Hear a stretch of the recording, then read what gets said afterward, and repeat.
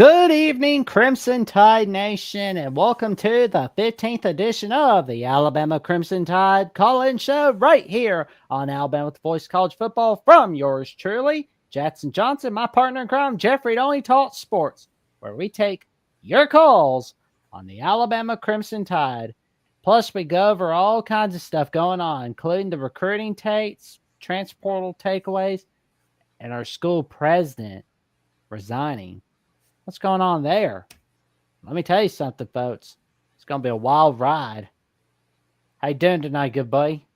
Doing pretty good, Jackson. Like you said, a lot of stuff going on in Bama Nation. Even though the season's over, there really is no off season anymore at times. I mean, yeah, you kind of have a little bit of a break during the summer, but for the most part, I mean, even in the off season, you're still talking about, college football and particularly, whatever your favorite team is. And in our case, it's Alabama. There's still a lot of stuff to talk about. And it's crazy on, like you said, the president. I mean, transitionary time for Alabama. That's all you could say. I mean, it is, a lot of new stuff with Saban gone. I mean, again, he still just doesn't even feel real. You got Kalen DeBoer now and that happening. I mean, just a lot of stuff. And the portal's been crazy. The portal's just it's nuts. Even though when you look at the entirety of the portal this year and like kind of what we discussed, last week, that it's a weaker portal. It's not as strong of a portal. It's still crazy. There's still tons of guys out there, and Bama has gotten a few. So, like you said, tons to talk about. And as we, definitely transition into off-season mode and look forward to next season, hoping Bama does better. But can't wait to get into it. And like you said, take your calls. You don't have to be a Bama fan. And we already got our first non-Bama fan on the call line. Dr. Buckeye is our first caller of the night. I always love when Dr. Buckeye's coming on. But, yeah, like I'm saying, Alabama fan or not, you come on the show. What do you got? There we go. Come on. Here we go. Yeah. Well, I just came for Jackson to do his Mark Rogers advertisements or make a Gunsmoke reference. That's why I came on. I was hoping to hear Jackson make a Gunsmoke reference or do a Mark Rogers advertisement. So I think it's a high probability of both. High probability of both. Yeah. I'll tell you this though. I heard about that Oregon guy the other day where he like pistol whipped somebody. I won't tell you right now. I thought to myself, Matt Dillon wouldn't put up with this. He'd give that backhand to that guy. He'd be like, get out of Dodge. I think Festus would probably he might intervene though, wouldn't he, Jackson? Don't you think he would kind of like get in the way? He'd probably try to break that stuff up. Oh yeah. Yeah, Matthew don't want any brawling out in the streets. Not a bad impression, by the way, there, Jackson. Not a bad impression. Jackson is definitely all right. Let's talk a little impersonations. There we go. Well, golly, Bill, Matthew. There we go. Matthew. Anywho, not bad. Thank you. I watched a lot. Well, let's talk a little college football. Absolutely. What's up, man? Let's talk a little college football, gentlemen.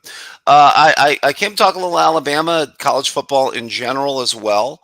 First of all, with Alabama, with them losing Haynes at running back, how deep is the running back room at Alabama as far as the rest of the depth going next year? And is that a big loss? It hurts. It hurts quite a lot.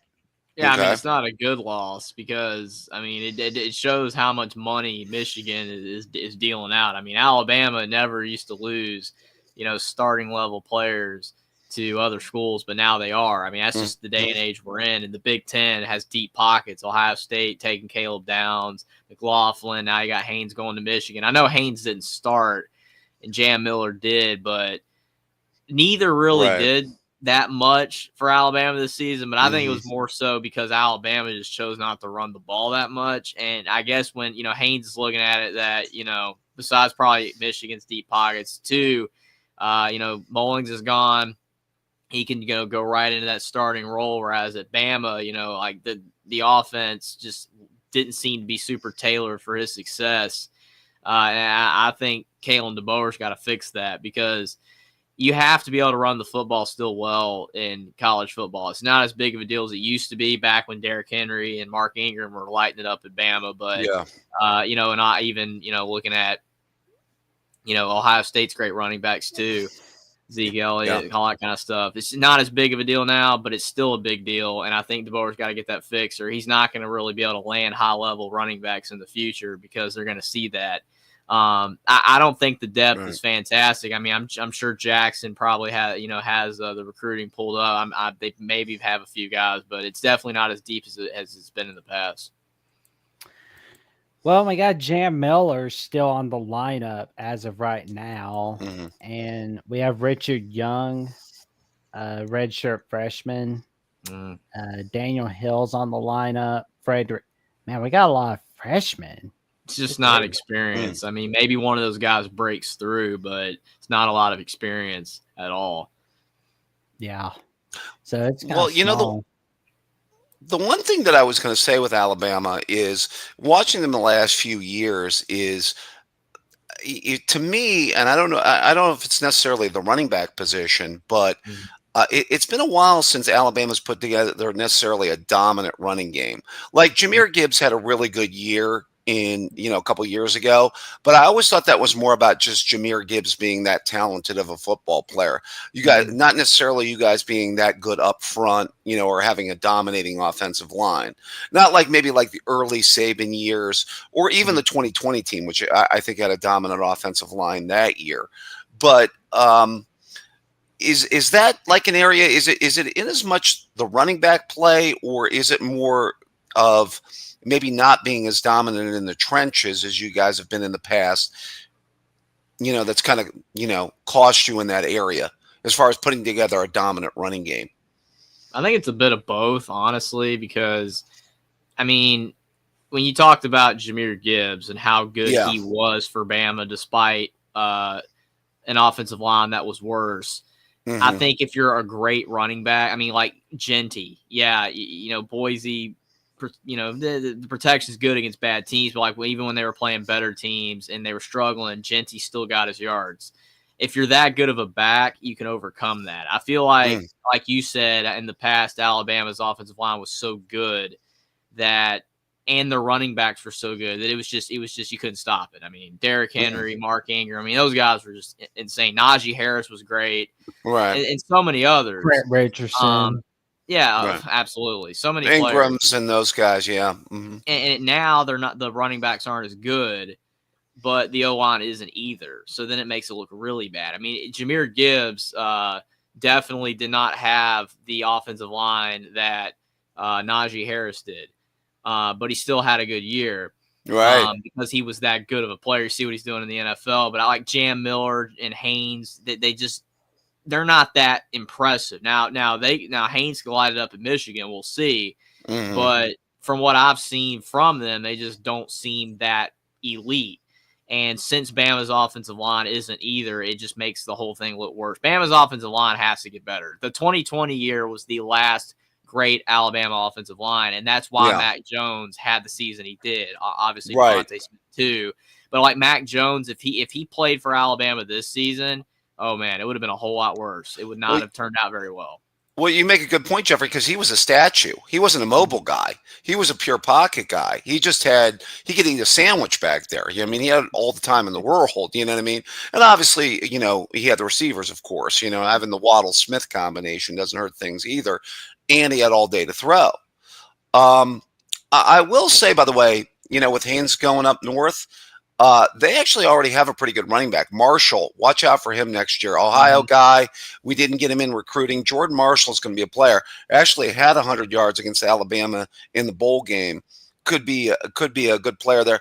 It's going to be interesting to see if there's a split of carries there, with that situation up there. Could be like Judkins, Travion Henderson this year at Ohio State. I mean, that probably will be the case because I don't see Haynes going to Michigan unless he's at least not getting 50% of the carries. Right. Anything less than that, I mean, it's basically what he was getting in Alabama. But I do agree with you, though. Marshall is going to factor in because he was very impressive. And that was essentially their only offense in the entire game.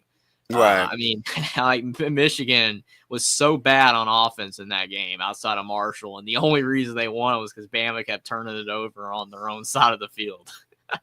Just insane. I got a question for you. From an Ohio State perspective, obviously we got Sane, next year is our projected starter, I was going to say. And I'm looking forward to it. I mean, the one good thing about Ohio State position in the upcoming years is they have two really highly rated quarterbacks coming in. Tavion St. Clair is a 5-star quarterback right after him, Ohio guy, probably one of the more highly recruited quarterbacks, probably in the area for a while. So I kind of like where we're situated as far as that goes. But just from an Alabama perspective, how do you think Sane might have worked in a Kalen DeBoer offense? I mean, just for the simple fact that, I don't know what you guys thought. We've talked about it before. I've talked about it with Alabama fans before. I never thought that Jaden Milroe, and I think we all agreed on this, was DeBoer's type of quarterback. Mm-hmm. I think DeBoer wants a pure drop back, NFL style type quarterback. I don't think he wants a dual threat running quarterback. I think he wants kind of basically what he had with Penix to a certain extent. Just any thoughts on that? I don't know if there's any feelings, amongst Alabama fans on what could have been maybe with Sane, in a DeBoer offense. Go ahead, Jackson. Well, I wish we could have had Sam, but on the other hand, I'm ready for the Keelan Russell era, because we have to move forward. We can't get into what ifs, what could have been, what should have been, what would have been, because that's a trap that you're gonna get yourself into. Because if you live in what could have been, right, it will put you in a worse position than you were in before. I agree with you to an extent on that, Jackson. I mean, that's a good way of looking at it. I do agree with you as well, Dr. Buckeye, on the fact that Sane is very talented, and I think that he would have, definitely been a great fit for Alabama. I mean, Milroe, anybody that watches college football, not religiously, but like at least a game every week knows that Jalen Milroe, just watching highlights at this season at Alabama, that the fit was terrible. It was absolutely horrible because quarterbacks can regress. I mean, we've seen, the Phil Dracovics. We've seen other quarterbacks just fall off a cliff because of an injury or whatever, a new coach. Just tons of quarterbacks can get worse. But Jalen Milroe, just to me, he had a way worse season, but I don't think he regressed in the normal sense, like most quarterbacks that do regress, whether it's because of an injury, because there's no injury. There's nothing with Milroe there. He's fine. He's still, like you saw against LSU with LSU's terrible QB run defense. He can light you up on the ground, all that kind of stuff. And he can still make, at times, beautiful throws, even up like to Anthony Richardson level, deep balls. But the scheme, when you watch last year Alabama versus this year Alabama, you saw it early last year, that Texas game. Like Alabama at home against Texas last year was Alabama using Milroe wrong, having him just sit in the pocket and throw passes, and then he threw 2 stupid picks. Texas wins the game. Then after the South Florida game, they bring him back and they change the entire offense. They just revamp the entire thing. It's much more him moving it around, scrambling, not even to run, but scrambling to throw. He was more comfortable, and it worked out, and it almost won a national title for Alabama, except he fumbled the football against Michigan and blew the game. But this season, outside of that LSU game, it just didn't happen. It's like just game after game, especially toward the end, they just sit in the pocket and just try to pick apart a defense. It's like you don't even have elite receivers outside of Ryan Williams. And the thing is, I was hyping up Ryan Williams early on because it was a couple great catches. And I think I even tweeted out that he was the best receiver in college football. But Jeremiah Smith he's the what you want from a wide receiver. Ryan Williams is fantastic, but he needs help. Like Waddle or Tyreek Hill needs help. If they're just the one guy, they're hard to stop. But if you give them complementary players around them, then they're even better. Because you got to have a number 2. Yes. And Alabama didn't have that. Bernard was all right, but they didn't have a dynamic number 2 receiver. And if they had have had a dynamic number 2 receiver, I think that Ryan Williams would have been much more effective, even with the scheme not benefiting Milroe. But it was just too much a one-trick pony. It's like if Ryan Williams didn't work, then there was nowhere to go with the ball, and then Milroe would just force it instead of scrambling. That's when he should have been running around. And I don't know if the coaching staff told him not to or whatever, because in some games he did, but in other games he didn't. I mean, if he runs the football against Oklahoma, not even to just scramble, but if he would just get out of the pocket and make a play to somebody, they don't lose that game. But he threw 2 stupid picks just standing there like a statue, like a Mac Jones throwing a dumb pass. It's like, why? And that's what I didn't understand. So, yeah, I think that any quarterback is going to be better for Alabama, especially if it's Keelan Russell because of his talent, even though he's going to be young. But, yeah, Milroe just didn't fit what they were trying to do, and they should have adjusted to him. Yeah, the thing that I noticed, it was the Tennessee game that caught me, because I thought that was a game where he missed, he tried to make the plays from the pocket, and there were just a ton of missed open receivers. I mean, even McDonough and McElroy, who called the game, were talking about it at the time.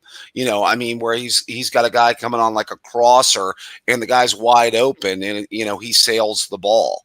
And, it looked bad. It's amazing to me the guy's trying to be an NFL quarterback because I just don't see it.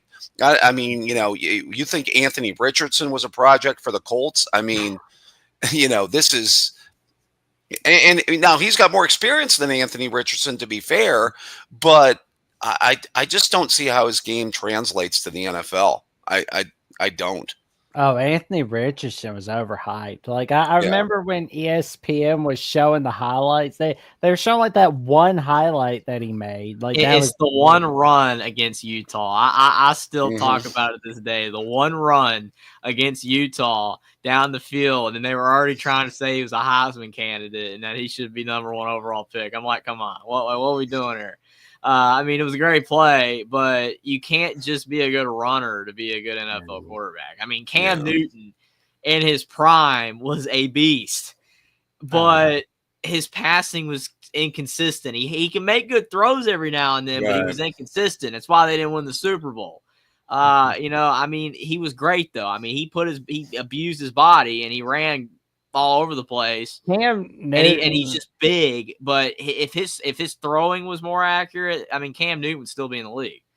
But he had to rely on his run game to be good. That's why Tim Tebow didn't make it. Tebow's game was because he was a runner. That's all it was. And Cam Newton is more worried about his weekly ensemble than there you go. Flashy dresser, Jackson. Come on now. Give him credit for those threads. By the way, Jeff. He does have a good drip. I'll give him that. There you go. Jeffrey, are you foreshadowing what's going to happen to Lamar Jackson in Buffalo this week? Is that what you're trying to say? He's going to get stuck in the pocket like Lamar Jackson does and not be able to be accurate throwing the ball on those shorter to intermediate throws. And it's going to be yet another Ravens loss in the playoffs like it's been. Are you going there? Is that what you're trying to foreshadow here? Well, you're not wrong. That's definitely possible. It's definitely possible. Lamar Jackson is incredible. But even him, when he's moving around and he's scrambling, he just becomes such a better player. Yeah, it just seems like with these running quarterbacks, you got to get the juices flowing. If you stick them in the pocket, then they're limited. Yeah, well, it's all like plays outside of the structure of the offense. It's all, let me get to the outside, make a throw down the field, or because the worst thing you can do sometimes is come off the edge and try and blitz them because that gives them a chance to get outside of the pocket and do what they do best. Absolutely. So, yeah, that's basically all Caleb Williams did at USC. He just thrived off chaos. When the plays broke down is when he was successful. And you never saw him barely ever making a good pass down the field where it was just the design play, like the receiver runs the route and the ball's out of the hand and it's complete. Yeah. No, it's like, okay, he scrambled around. He's about to get sacked, gets out of it. He almost gets sacked again. He's all over the place. And then he chucks the ball down the field and it's complete. And it's that's great. But that's not how an NFL quarterback operates most of the time. Yeah, Lamar and even Josh Allen, some others can do that, and they are successful at it. But even those guys have to be able to make throws that are just what the playbook is supposed to do, like just an out route, a simple out route, throw the ball on time. You have to be able to do that. If you can't do that on a consistent basis, you're not going to be an NFL quarterback. And that's your point with Milroe. Milroe never does that. Right. Ever. It's just never the ball's out of his hand in the perfect direction on time and on the route. And that's how you can determine whether a guy's, going to be that or not. I mean, Curtis Rourke, he's probably not going to be a starter in the NFL, but I think he'd be a backup for many years because I saw him make tons of throws this season for Indiana where it was just on time. He's in the pocket, he's a statue, and he just makes the throw. Now, when he was pressured with that partially torn ACL, yeah, he broke down against Michigan, Ohio State, Notre Dame. But when he's protected, he can make the throws. Milroe can't a lot of times. I was listening to McAfee today. McAfee was actually trying to talk up Will Howard. And I will say this, and to be fair, I actually do think Will Howard's just eventually going to be a clipboard quarterback. I don't foresee him as like a starter in the NFL. I've said that since the beginning. I even said that after the height of Howard mania after the Oregon game. You know what I mean? I just think that there's a little inconsistency there. I think some people still question his arm strength. Although he's been really accurate. If you look at his completion percentage down the field in the playoffs, it's been really, really good. I mean, the one throw he had to Igbuka for the second touchdown, which was like a 35, 40-yard shot down the field in the Rose Bowl, was a dime. It was a really good throw. And I do think he's fairly accurate on the intermediate stuff, and he can move around a little bit.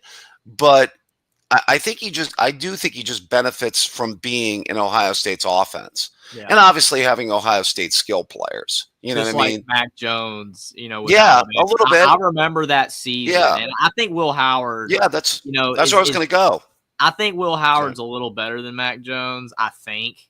And I know in hindsight, I wouldn't have said that 4 years ago, but I remember even saying then when Mac Jones had that season and everybody was, gassing him up saying that he's really, really good. And I'm like, I don't think so. I really, really don't. Like he's making the throws, but he's got two of the best receivers in the game. And the offensive line was the best in college football that season. Yep. That offensive line was incredible. Maybe the best of the Saban era, maybe. Nauseating. And I'm a fan of the team. I'm just like, look at that time he's got back there. I could make a throw. Could you guys say that's the best line of the Saban era? Maybe the best line of the Saban era. Yeah, it was insane. Yeah. I couldn't believe how good it was. I mean, just be able to stand there for like 10 seconds, and he would use all that time. I mean, a lot of those throws weren't right out of there. I mean, one of the famous throw that year was the one to Devontae Smith when he caught it way up in the back of the end zone. And I'm just like, that's all Smith. I mean, yeah, Mac Jones got it in his general area, but that was all Devontae Smith. And I mean, I like Mac Jones. I mean, he was fine for what Bama needed that year, but people were saying he was going to be, Tom Brady and just fit right into the Patriots. I mean, that's what was said. I mean, you saw the articles like, oh, it's a perfect fit for the Patriots. That didn't work out. No. I don't think Will Howard, is bad at all, but I do think that, when even Stetson Bennett, like people are saying, oh, Stetson Bennett's going to be a starter in the NFL. Stetson Bennett is not going to be a starter in the NFL. Yeah. He benefited from a fantastic Georgia team, and he did his job. He didn't blow it. He didn't screw it up. By the way, Georgia fans wanted to bench him after that SEC title game loss. When Bryce Young and them shredded that defense. That's why I was like dubious about 21 Georgia fans talking up 21 Georgia, because I do remember Bryce Young did shred that defense and won the Heisman because of that game. So let's be real there. I think Stetson Bennett also, that's a perfect example of a guy that's a really good college quarterback. And to be fair, he had a good 22 season and he did step it up in the playoffs. He played really well in those playoff games for them. So when they needed him, he did step up. I'd even say with Alabama with Tua. Tua, I always say this with Tua, and I think Tua is a really good quarterback. I actually think he's a pretty good quarterback. I don't know about really good. Maybe that's a bit much. But think about it. That year at Alabama, he had, 4 first-round draft picks at wide receiver in 19. Think about that. 4 first-round draft picks at wide receiver. That's unheard of. I mean, I think we're really good at wide receiver at Ohio State. I mean, there's been a few times where we've had 3 on one team, but we haven't had 4. And Mm-hmm. I mean, and now looking at in the NFL, he's got Waddle there and he's got Tyreek Hill. That makes his life a little bit easier in Miami, I would think. Yeah, I mean, so a lot of people said that Tua has been just so blessed with the teams he's had, with the receivers he's had. The only setback is his brain, his head. I mean, he's just got to not have, body, maybe body a little bit. Logical stuff. I mean, I'm if honestly he keep that stuff in good shape, Yeah. I mean, he's going to be set for the next 5 years. I mean, I because feel like Tua is in a worse state than Carson Wentz and Andrew Luck combined. I hope I'm wrong, but those injuries. I mean, if he can just not get hit, man, in the head. I mean, the thing is, I remember that one time that he got sacked.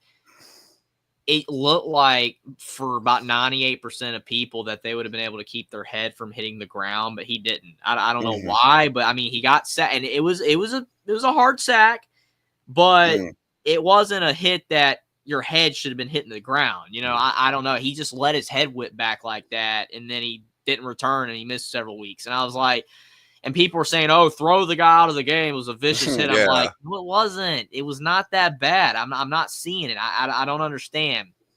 I think I don't know if it's spinal stuff or with the neck lead to the head, or I don't know what. I don't know anything about Tua's head injuries. I don't know, but something's not right with that stuff, because a lot of the hits that he has suffered have not been that severe. I mean, that hit they have he just hasn't handled it very well. Yeah, with the fingers. Yeah, I remember that. That scared the crap out of me. Yeah, that was he did suffer that. He had that hip injury or whatever in college, where they had to screw stuff in his hips and stuff, because it was the Mississippi State game, and that was a hard hit too. But again, it wasn't the end of the world either. Most guys would be able to take that. But do you know also Tua also made a lot of key mistakes in big games for you guys? I mean, think about it. I don't think he played well against Georgia in the 18 SEC title game. Some would say he was not great against Clemson in the national championship game. No. And even against LSU the next year. I know Burrow lit up the defense, but he had a couple of critical turnovers in that game. Had a key fumble on an early drive and then threw a bad interception towards the end of the first half of that game. So, I mean, the peak of his career was just coming in the second half of the national championship game and winning the whole thing. Right. After Hurts got benched, and that was it. I mean, he never won it again. Yeah. And a lot of people still remember that, because, I mean, it was talked about like, man, Tua could win 3 championships, and, it just didn't materialize.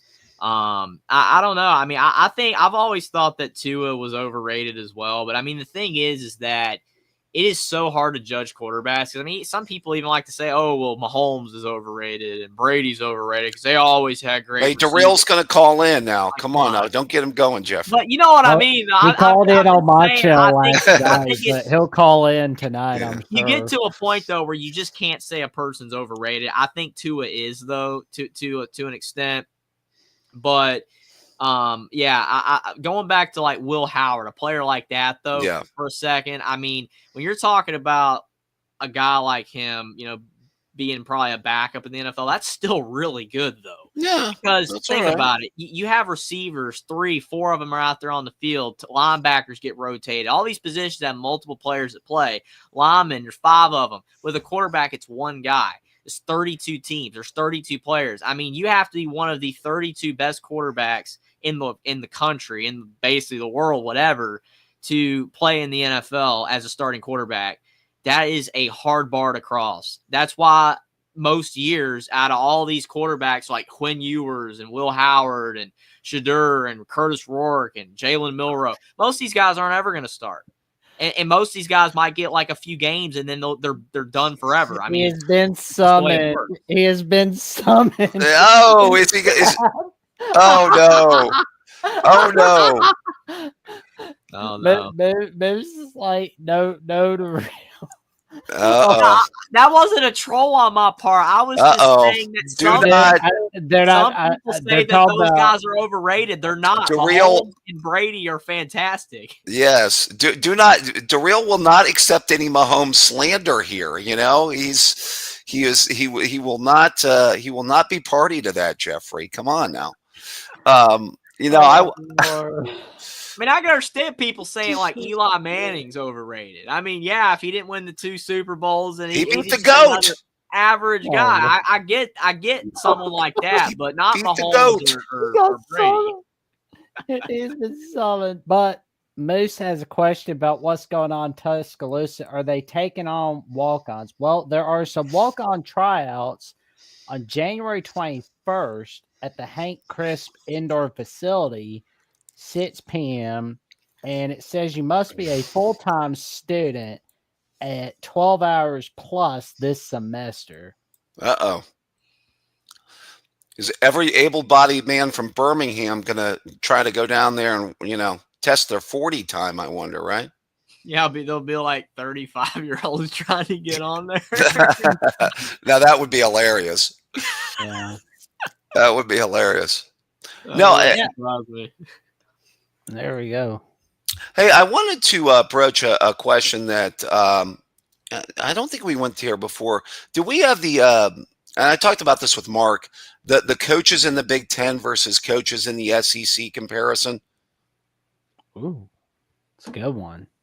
Which, like I had said to Mark that, while on the Big Ten call-in show that he was doing, that I'm wondering if the Big Ten right now, with the retirement of Saban, tied to the show here, is ahead of the SEC if you went coach by coach.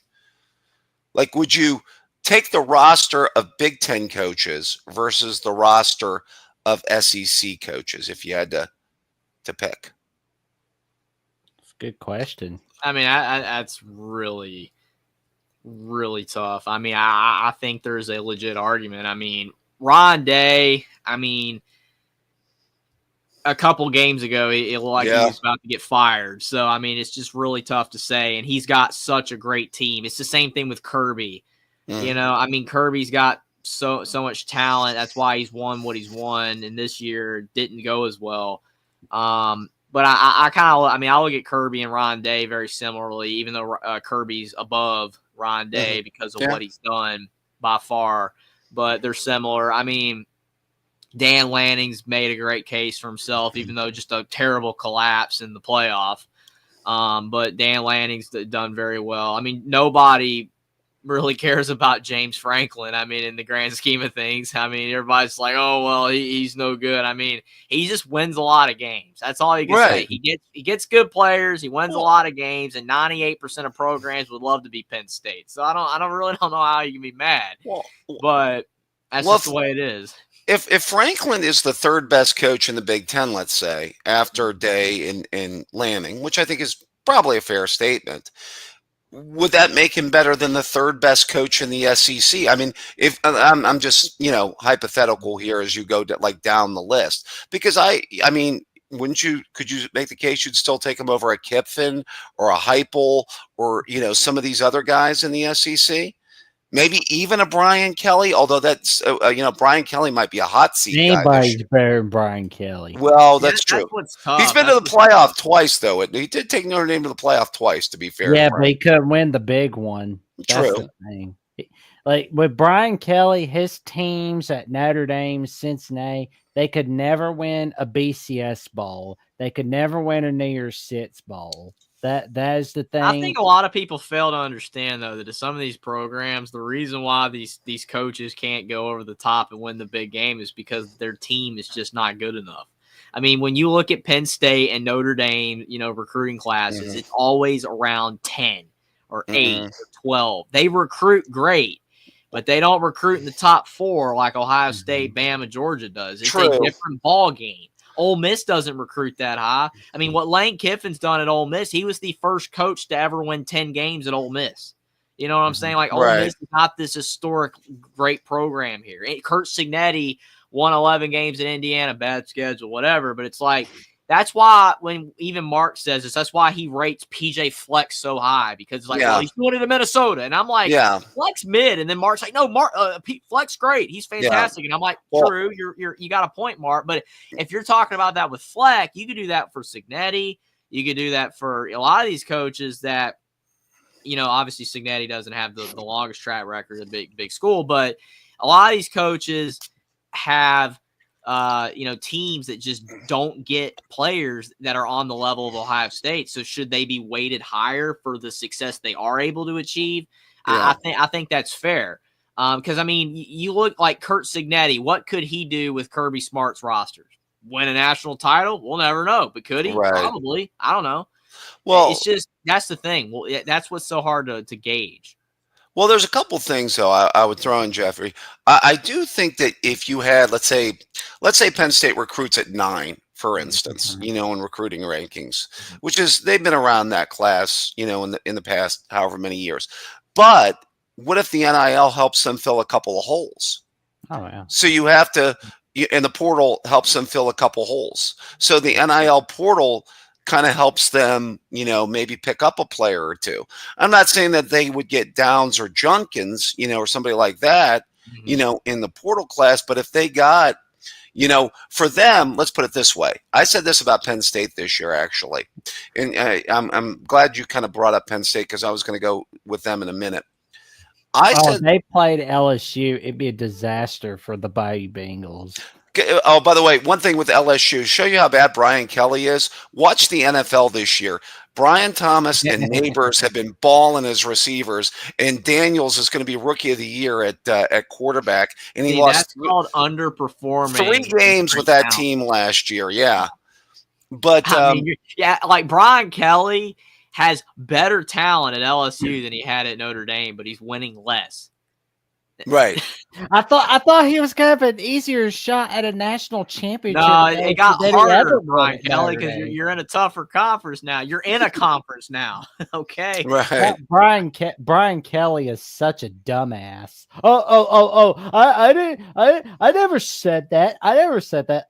You want to pull it back up, bro? That'd be like him saying, I never talked with a Cajun accent or whatever. Oh, that was It's like, terrible. we got the film, man. We got the film.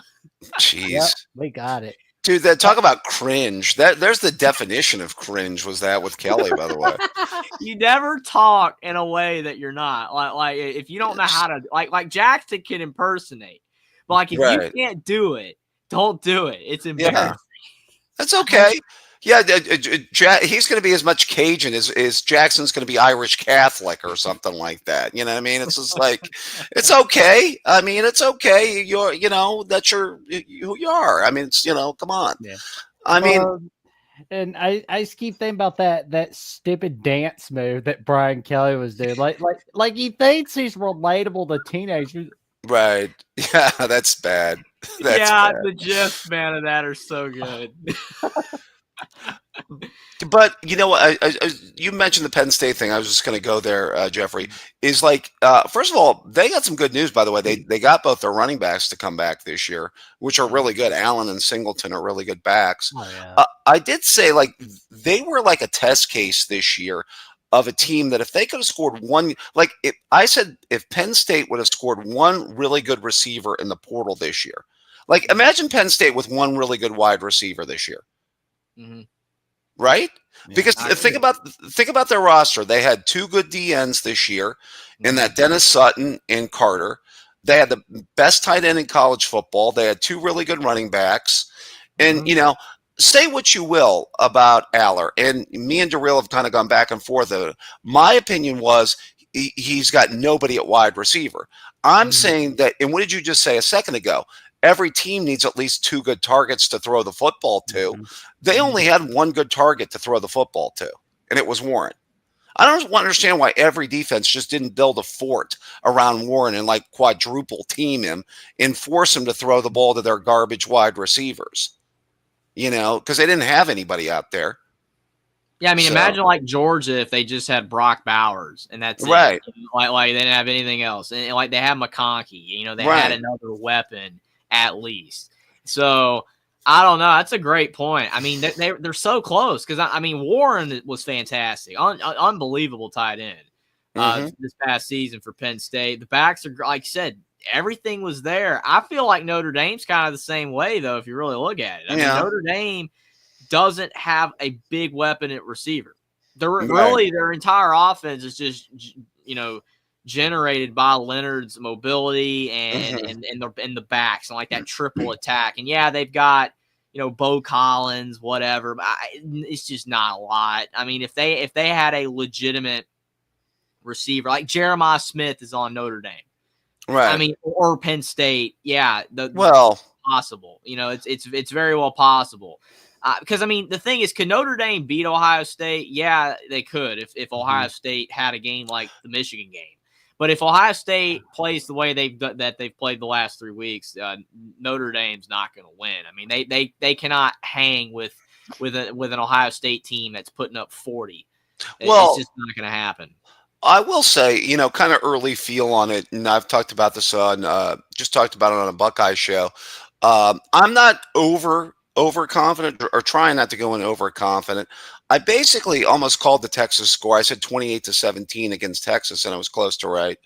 I did want to give Texas's defense some credit.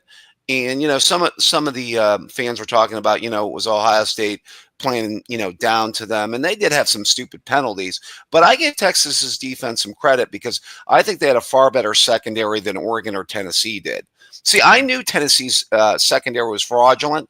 Do you know how I know it was bad? Carson Beck's best game of the year was against Tennessee's secondary. So I mean, he gutted their secondary, and he was awful the entire year. Only thing he did was take shirtless selfies and have one good game against Tennessee this year. That was Carson Beck's season. Yeah, that was his demise. I really believe that. I wonder how he's going to be. I really think he got distracted from football. I mean, people have kind of disagreed with me on that, but I think so. That girlfriend he's got at Miami. He's I mean, that's the only reason he's going to Miami. I mean, the thing is that people are like, well, he don't care about he's so good and all that. He would have been the starter next year at Georgia. Right. He would have been the starting quarterback week 1 for Georgia next year. Sure. But he's transferring to Miami.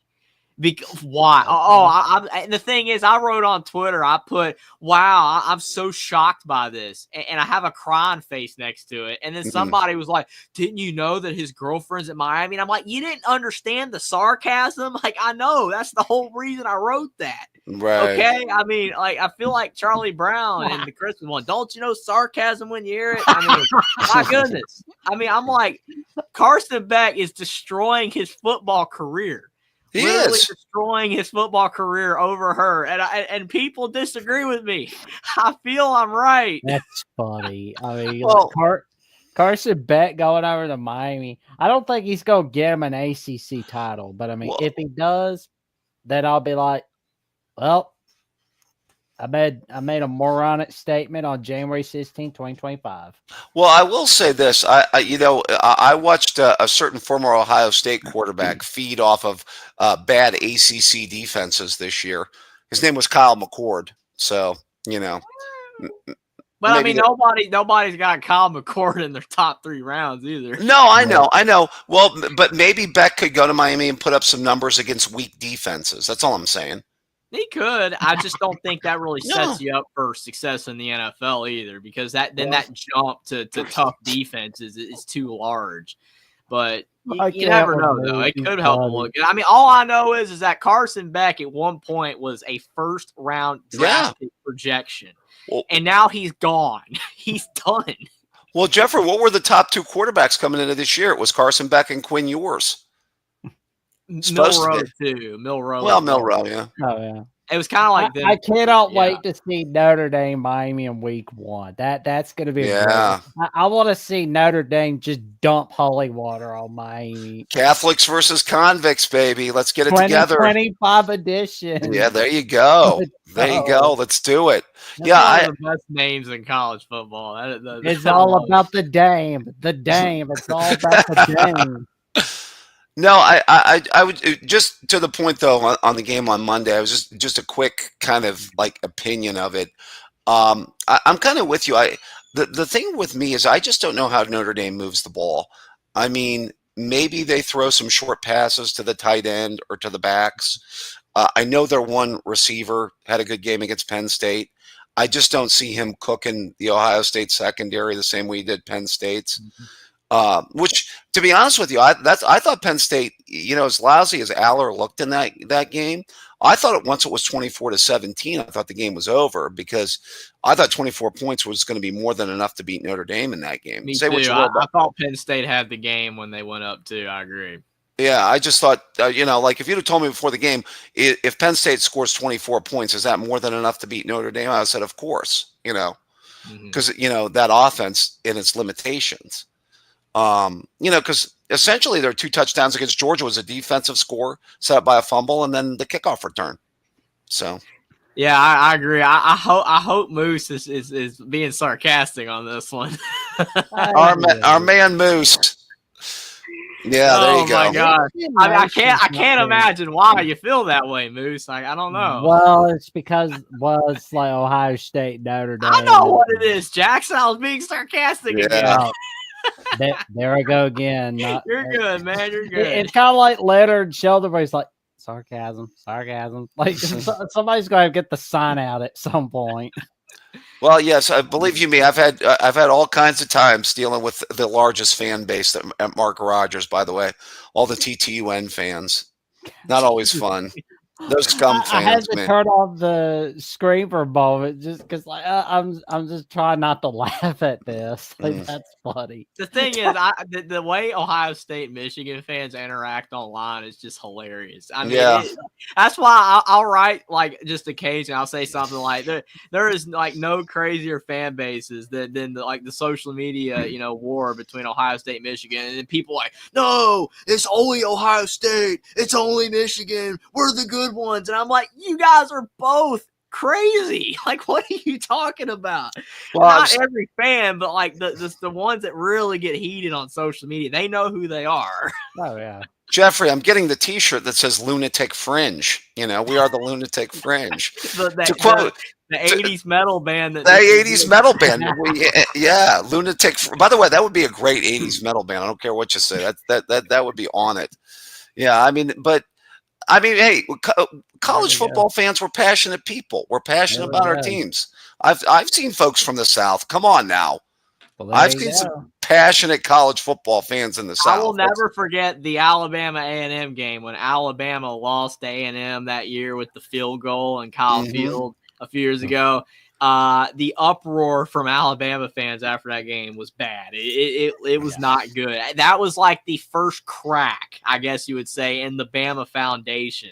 And people are like, Alabama just can't lose. We never lose. And then they lost that game. And it's like, no, this is unacceptable. Now we're getting beat 24-3 to Oklahoma and no one says anything. I'm like, what's going on? Well, where's the heat, But well, gentlemen, a few weeks from now, Valentine's Day is coming. Wow. What that means? What's that mean? Come on in and get the disputed national champions. There's the college football. There we go. College football's historical 1990s reset, where you will learn about what happened during the 90s, how the decade changed sport, why the championship results should be questioned, how to critically think through the scenarios, and to appreciate the accomplishments of teams that were not recognized as champions. This book provides an in-depth analysis of the changes, controversies, and outcomes that defined a decade of college football. It challenges readers to explore and critically evaluate the decisions that shaped the national championship landscape. Unlock the mysteries of college football's most debated decade. Grab your copy now. Hey, Jackson, can I ask a question? Is it flowers, candy, and then Mark Rogers' book? Is that what we're supposed to give the girlfriends this year? Is that how it works, or so? Something like that. Is that supposed to be the Valentine's present? I asked you, Mark Rogers. This is supposed to be flowers, candy, and then the Mark Rogers book. Yes. So. But at least in Bob world, that's how it is. I mean, there we go. I'll tell you this though. I'll be like stashing some chocolate or something. Like I'll be watching like a Charlie Brown Valentine or something like that, and or something like Marshall Dillon. There you go. Yep. It's so crazy though when you watch like a Valentine's show, where like kind of like Charlie Brown, where the character gets heartbroken, and it's just so cringy, man. It's so funny because it's like most people in real life don't even care. Like you'll see some people on social media be like, "I'm alone this Valentine's Day, and I'm eating my chocolates," and I'm like, yeah, but you're gonna be alone the next day too. Why does Valentine's Day make it worse? Why is that any different? Yeah, it's not any different. I was gonna say I wanted to get confirmation. I'll have to ask Mark next time. Is he going to do a signing at like a Barnes and Noble or a Borders or something? Is there like a big book signing going to happen? Where he's going to like sign books, autograph them, do the whole thing? I forgot to ask him about that. Well, we That'd be need to nice. see. Well, we're gonna see if we can get Mark on the Stephen A. Smith show, or Wow. see if we can get Paul Feinbaum's attention one way or another. Yeah, well, Paul Feinbaum's. Well, Darrell, he's the Paul Feinbaum of the Mark Rogers network, by the way. Well, we'll get the drill in a little bit for sure. Because I mean, I'll tell you this though, the 2025 is the year, and as Bruce Arians, the last Bear Bryant assistant, says, the future is now. Indeed, it is. Indeed, it is. So. Yeah, I actually think that the Big Ten, though, I will say, is trending up though in the next few years, gentlemen. I just want to say that. Yeah, Darrell is fuming right now in Yes. the waiting room. He's fuming. The He's like, here we go again, another week where we're talking about the same thing. Well, hey, Darrell has done a lot of carrying of the water over the years of the SEC. You know, some years you have to take your lumps. He's the SEC representative. I mean, right. The voice of college football is Big Ten heavy. It's Big Ten and he doesn't even like a good SEC team. He likes Kentucky, a basketball school. Yeah. You guys are at least representing a school that's produced national championships for the conference. Yep. I mean, you know. Every team needs fans, right? I mean, that's why I root for IU as well, right? So, like, you know, I find it interesting that, you know, some SEC fans I talked to said that, well, I never did that chant. I never did that SEC chant, by the way. But, now, you know, now it's like a thing. Well, yeah. There we go. Well, Dr. Buckeye, anything else you got for us tonight? No, great show tonight, guys. We're gonna have to. I'm interested to see what Darrell has to say. He will probably, you know, say nothing but good things about the SEC, even though they've had an awful bowl season. So, Bryce, it's not the ACC where they're 10-11. And 2 years in a row, the SEC will not play for the national championship. And I'm gonna imagine what next year might even be 3 years in a row. I would not be surprised. I do, by the way. This is big news. This proves that they were good. It's similar to Arkansas when they lost to LSU and Alabama in 2011. Hey, in the 80s, the Southwestern Conference was once a great conference, and then it kind of went by the wayside. So, you know. now it's the SEC's turn to fade away. No. I'm just that's too much. That's too much. I'm sorry. I'm just saying it for you. It's okay if I say it. I'm an Alabama fan. That's right. You guys did your part, by the way. You guys did your part. So, good show, guys. Oh, have a good one, Dr. Buckeye. Take care. Stay warm. It's cold out. And we got Darrell on the line. He's he's the famous SEC man on The Voice of College Football. How you doing tonight, good buddy? I'm doing good. David was trying to get underneath my get me upset, but you know, it is what it is. I mean, somebody hasn't won in 20 years or 10 years. I mean, what do you expect? You know, it's like going into a desert and finding some water. I mean, it's okay, David. I understand the gripe. And do bowl games matter? I heard. Do you remember 1 month ago bowl games didn't matter, right, Jeffrey? Right, Jackson? They didn't matter, but now they do to fit narratives. Yeah, exactly. I mean, like the ACC is going to be like the bowl games don't matter. Like, why are you saying that? Because you sucked in them. I mean, you're not winning any of them. Right. I think they do matter. They a little bit. They show that you're not a good league. You know, I mean, because like you would think like with opt outs that would help the ACC, but no. The ACC just is not a good conference. I understand that, but my point is, Jeffrey, if we had the results of the bowl games, except the SEC won the bowl games, okay? Mm-hmm. Would the Big Ten fans be bringing them up and saying, man, the SEC is just better than us because South Carolina beat Illinois? You know, they'd be like, oh, it's a bowl game. We had these opt-outs. It didn't matter. We all know it. They're just using whatever data point it is to fit their narrative. And, you know, David, also, Kentucky, the greatest basketball program of all time. Okay, we are the Ohio State version of basketball. What about Kansas? I mean, Kansas is good too. Kansas is good. They're really good. They're the second, in my opinion, the second or third list. But if you go to Wikipedia and look up like all time, Kentucky and their all-time like win percentage, wins, all that stuff. We're number 1 or 2. It's just Kentucky. It literally just means more in basketball. You have like 28 or 27 SEC championships, and you can combine literally every other SEC school, and they're like at 30 or something like that.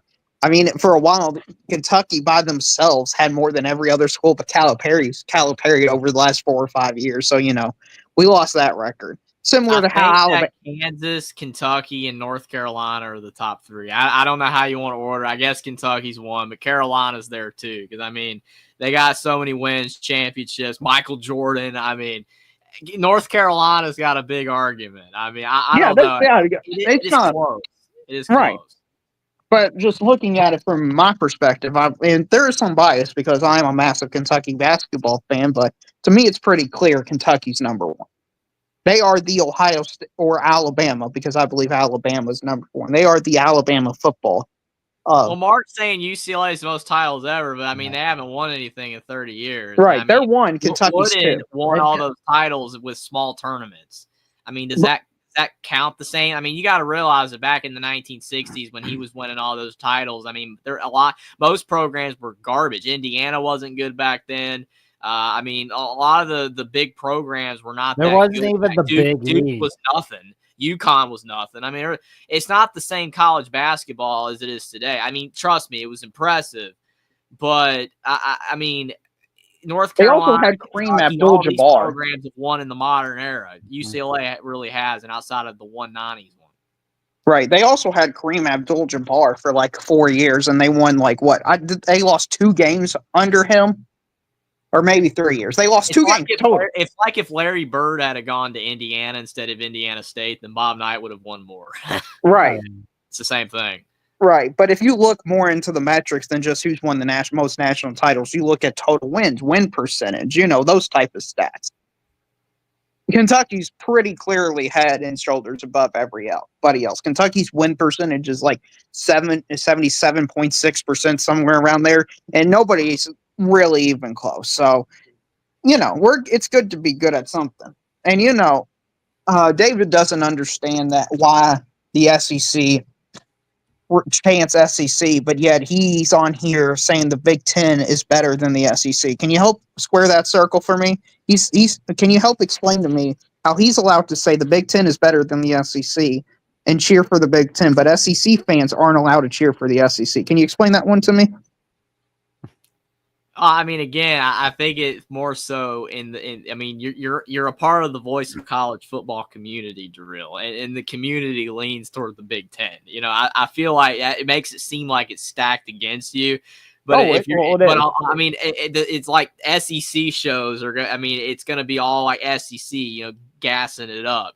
So I feel like it's just corners of the internet. I feel like the SEC is allowed to. I just feel like when you're surrounded by a lot of Big Ten fans, it makes it seem like you can't. Oh, yeah, I know. And, it's hard being on top. I mean, there is a lot of pressure being on top. As a fan of the back-to-back defending world champions, it's not easy going in and having to win every game. I mean, do you think, Jeffrey, being 9-4 at Alabama is you're more grateful for those 15-0 seasons? Because I tell you what, having to win every single game is stressful. Mm-hmm.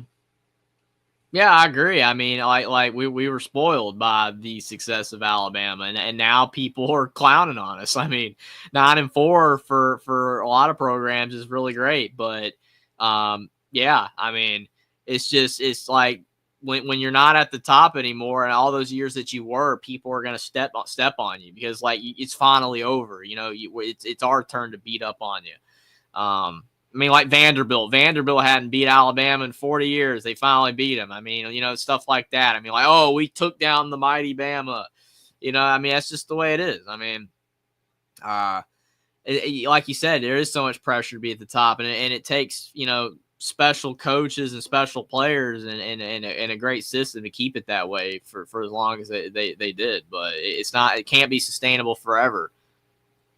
Right. And to answer Moose's question, in basketball, I mean, we've won 8 national championships. So I would say 2012 is probably the most recent we were on top. The 2015 Kentucky basketball team that went 38-1.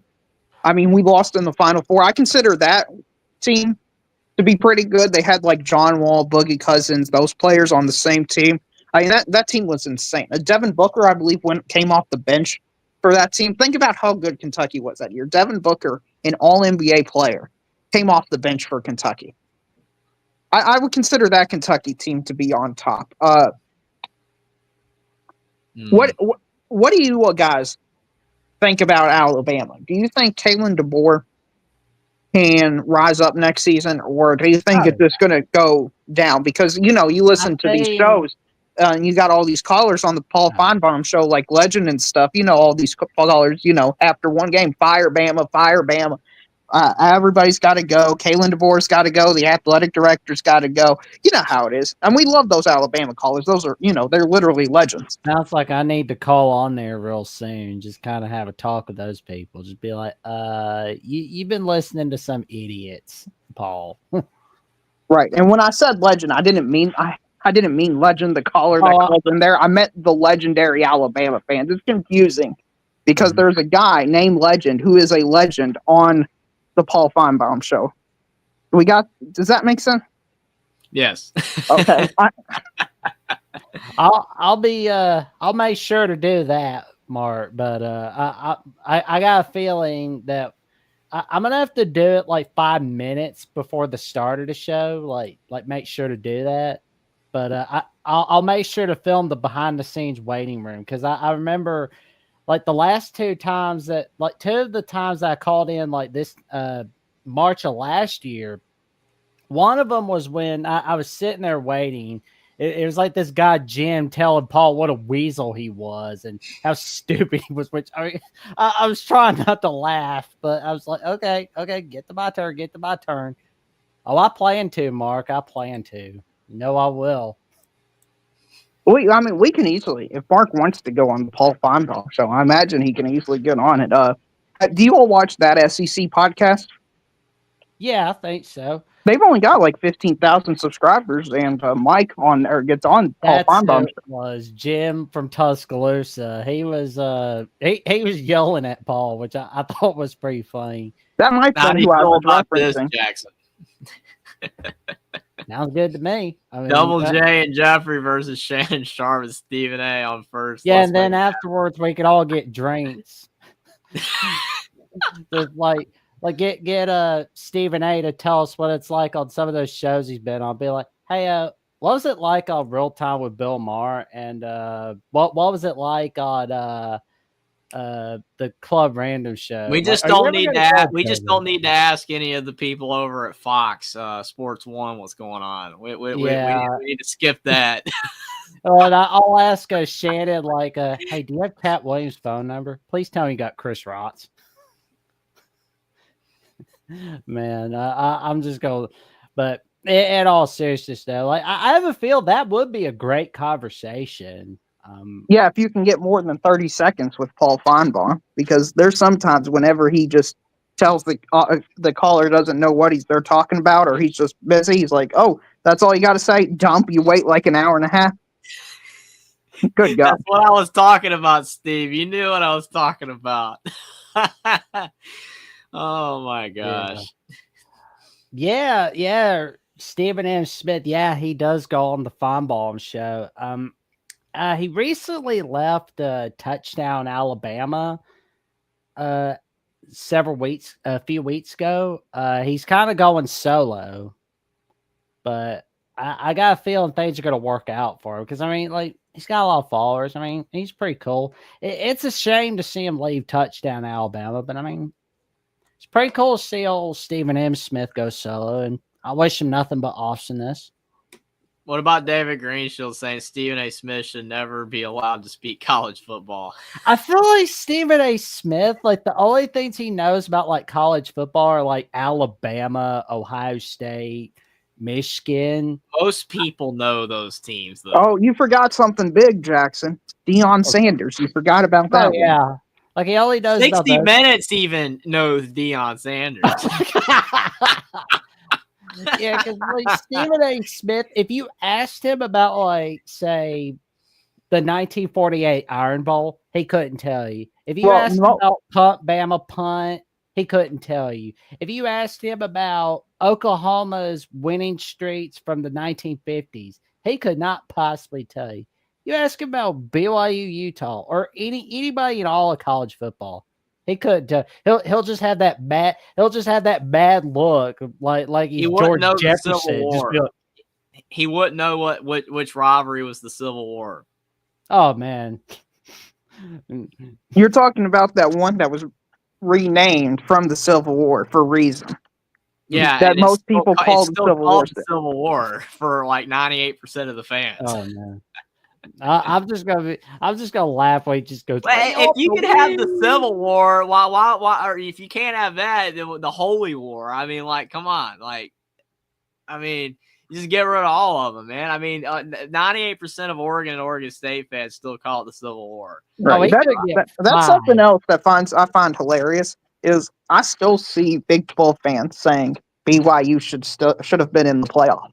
Like I saw that yesterday. They were arguing for BYU should have been in the playoffs, and there's this SEC Big 10 bias that's preventing the Big 12 from being in the playoffs. So it's everybody just has their own little narrative, and they're going to use any data point to reconstruct it. I don't even know if like these people, when you hear them talk about college football, you can tell just from the way they're speaking that they've researched it during the commercial break. That's just my opinion on the situation. Yeah, it kind of does, doesn't it? Yeah, yeah. I don't think Stephen A. Smith. I don't even think he could name 5 offensive linemen in college football, let alone 10 quarterbacks. The thing is, Darrell, when I was younger and I used to watch like sportscasters, man, and like sports media people, I mean, you just think that like they knew so much about the sport, and I think a lot of them did. You watch it today though, and there's just so many people that you just feel like don't know anything. Literally, they don't know anything. All that they know how to do is just be on there and read the script or whatever they're supposed to read, and like it's almost more like they're a celebrity than anything else. Like I saw like an article last year that said like Stephen A. Smith was like the 6th most influential media person of 2024, and I'm like, yeah, he's not even a sports personality. He's just a media personality. He's just a guy that says stuff that makes people mad. I mean, more than anything else, like it's not even legit sports. It's just, you know what I'm saying? It's frustrating. That's not the way it was when I was younger, and I felt like the people knew what they were doing. Now it's just a lot of personalities that half of them don't even really care about sports, it seems, or know anything about it. Well, like Jesse Palmer, he cares more about that stupid Food Network show or the Bachelorette than the Golden Bachelor. He doesn't care about the history of the Georgia Tech rivalry. He doesn't. I bet you he didn't even bother to look up the history of games that have been played on Thanksgiving or Black Friday. He couldn't have told anybody that. All we heard was Georgia's playoff chance. No offense, Georgia. Like Georgia is cool and all, but it was just like we did not hear anything about the history of the Georgia Tech rivalry from Tester or Palmer. It was just a disaster by ESPN. Well, Jackson, because we are in this playoff era, that's the only thing that matters, unfortunately. I don't give a rat's behind. We should like I want to hear about like Georgia's shot in the playoffs, but I also want to hear more about the history of the rivalry. Well, unfortunately, the way the sport is constructed and the way it's going to go forward is it's going to be where it's like college basketball, where you're going to have the haves, which is the playoff teams, and everybody else, and that's the have-nots. Like, as soon as, I don't even know, a team goes 10, has 2 losses, their season's over, and they're just going to be completely zoned out. Like, are you all worried, like, the first 4 or 5 or 6 games in the regular season are going to be meaningless games? Because that's where I'm kind of feeling. Like, when they're going to redo non-conference schedule, and they're going to have cupcakes. Because why? It's the only part of your schedule you can control. And we learned this season, it doesn't matter what your record is. I mean, you could even be an Indiana team, for goodness sake, and play nobody, and you'll still be in because you got a nice record. So, you know what? If Alabama should just play the Furmans, the Citadels, the School of the Blind, and then some FCS program, and, try to win 5 other games, be 10-2, and make the playoffs. And because that's what I've been told from watching this season matters. Sure, SMU, we all understand SMU doesn't belong in the playoffs because they're not any good, and their best argument to be in the playoffs is they lost the game. Which, think about that, their best argument is they lost a game to a team that wouldn't have been in the playoffs except for the stupid format. But no. It is dumb. I still think expanding the playoffs the way they expanded it to 12 teams was dumb. Anyway, I mean, because I get sick and tired of people talking about, Indiana shouldn't have been in the playoffs. And my response is that they wouldn't have been in the playoffs if you didn't expand it to 12 teams. If you didn't expand it to 12 teams, they would have never been in. That's your fault, people that expanded the playoffs. And that's what bothers me. Like I get everything you said, Darrell, is 110% right. But if it wasn't a 12-team playoff, it would have never been in it at all. And like you said, with a 14 playoff for the BCS, the people played in the bowls more frequently. It's getting even worse now. Now nobody wants to play in the bowls. It makes the bowls meaningless, and it just throws college football out of whack. I mean, and now you have to expand it to 16, 24 teams to get all the good teams in there. Yeah, they might be good teams, but teams that can legitimately win it all. We've all said that every year it's usually 4 or 5 teams that legitimately can win it all. Right. My point is, though, I wish the committee would look at more factors than record to determine who should belong in the college football playoff. Mm-hmm. And they can say they look at more factors, and I believe they do. But when was the last time? Let me rephrase. And there's only been one case where they chose a team with a worse record. And that was 2 years ago, with Alabama over Florida State, and that was because Florida State's quarterback was injured. Every single time they've gone based on record. For the last, 11 years? Yeah, they did it with Texas, too. Texas and Alabama. I think but it was because of the Florida State quarterback injury. Yeah. Well, I think if Florida State had smashed Louisville to pieces, like, say, 59-0, I think it would have been, you know what, we're going to put you in. The thing is they couldn't, though, without Travis, because they sucked on offense without Travis. Mm-hmm. Brock Glenn and that other guy, Rodemaker or whatever. I mean, it was terrible. Or, the offense sucked. If with Travis, they would have blown them out. If Travis hadn't got hurt, they're in the playoffs. We all know that. My point is, if Alabama not played Texas that year and they played Jackson State and they went 13-0, they would have been in the playoffs. Because they had they were undefeated. But we're punishing them because they played the number 3 team in the country according to the committee's own rankings, and they lost by 10 points. Well, and then you say, because of this result, you're not in the playoffs. Well, what signal does that send out there? Well, you shouldn't play elite teams. Why? Because you may lose, and that loss is going to be more valuable than just going out there and schedule. Like Alabama this year. They went out on the road, and they played Wisconsin. Wisconsin's not a world-beating elite team. They're a bad Big Ten team. But you know what they are? They're better than every team Indiana played. They're better than most teams that unfortunately, we saw in non-conference matchups this year. They went on the road and destroyed them. What do you want them to do? I mean, seriously, my frustration is everybody wants Alabama to play Ohio State, Michigan, Clemson, all these elite teams. And then also, you have to win 10 games. And you can't have it both ways. Yeah, you can't have it both ways, but I mean, the only solution that would be able to fix that is to expand the playoffs to the point where these teams would be able to lose 4 or 5 games and still get in. And I think that's dumb because I wouldn't expand the playoffs anymore. I'd like to shrink it. But I mean, the thing is even with a 4-team playoff, you can't incentivize. How can you incentivize playing tough non-conference games? You can't. Oh, that's easy. Alabama, you had 3 losses, but you went out there and you actually tried and you scheduled somebody in the non-conference and you went on the road and you beat them by 30. You're in the playoffs because of that non-conference game. And your strength of schedule is way better than SMU and Indiana. That's how you do Alabama couldn't have gotten a 4-team playoff. Not a 4, but in 12? I agree. I mean, in a 12, they had a case. I'm just saying that in a 14 playoff, it still wasn't justifiable to play a tough. Oh, non-conference absolutely, game. absolutely. That's what I was saying. Like the only way to make what you're saying work is to make the playoffs bigger. Because if it's a 14 playoff, why play a tough non-conference? I Look at feel like Michigan. if we Michigan played had, nobody last year in the non-conference, and they won the whole thing. And see, So, David here, the guy who was trolling me earlier, is showing why Alabama shouldn't play Wisconsin. He's saying they should get no credit and they should get a ton of blame for playing Vanderbilt. So you know what?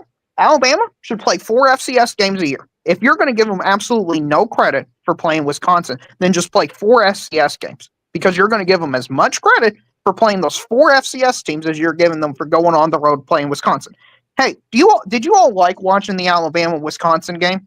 yes, Did you all like seeing Georgia play not Clemson? really, because it wasn't interesting outside. Yeah, but do you like those I'm a Bama matchups? fan, and it was a blowout win, and it was enjoyable. But I mean, I didn't even watch like the end of the game. Okay, let me put it this way: would you rather see Alabama play Nebraska, Wisconsin, Oklahoma State, Iowa State, those caliber teams, or would you see them play Mercer and Furman? Which one would you rather see? yeah.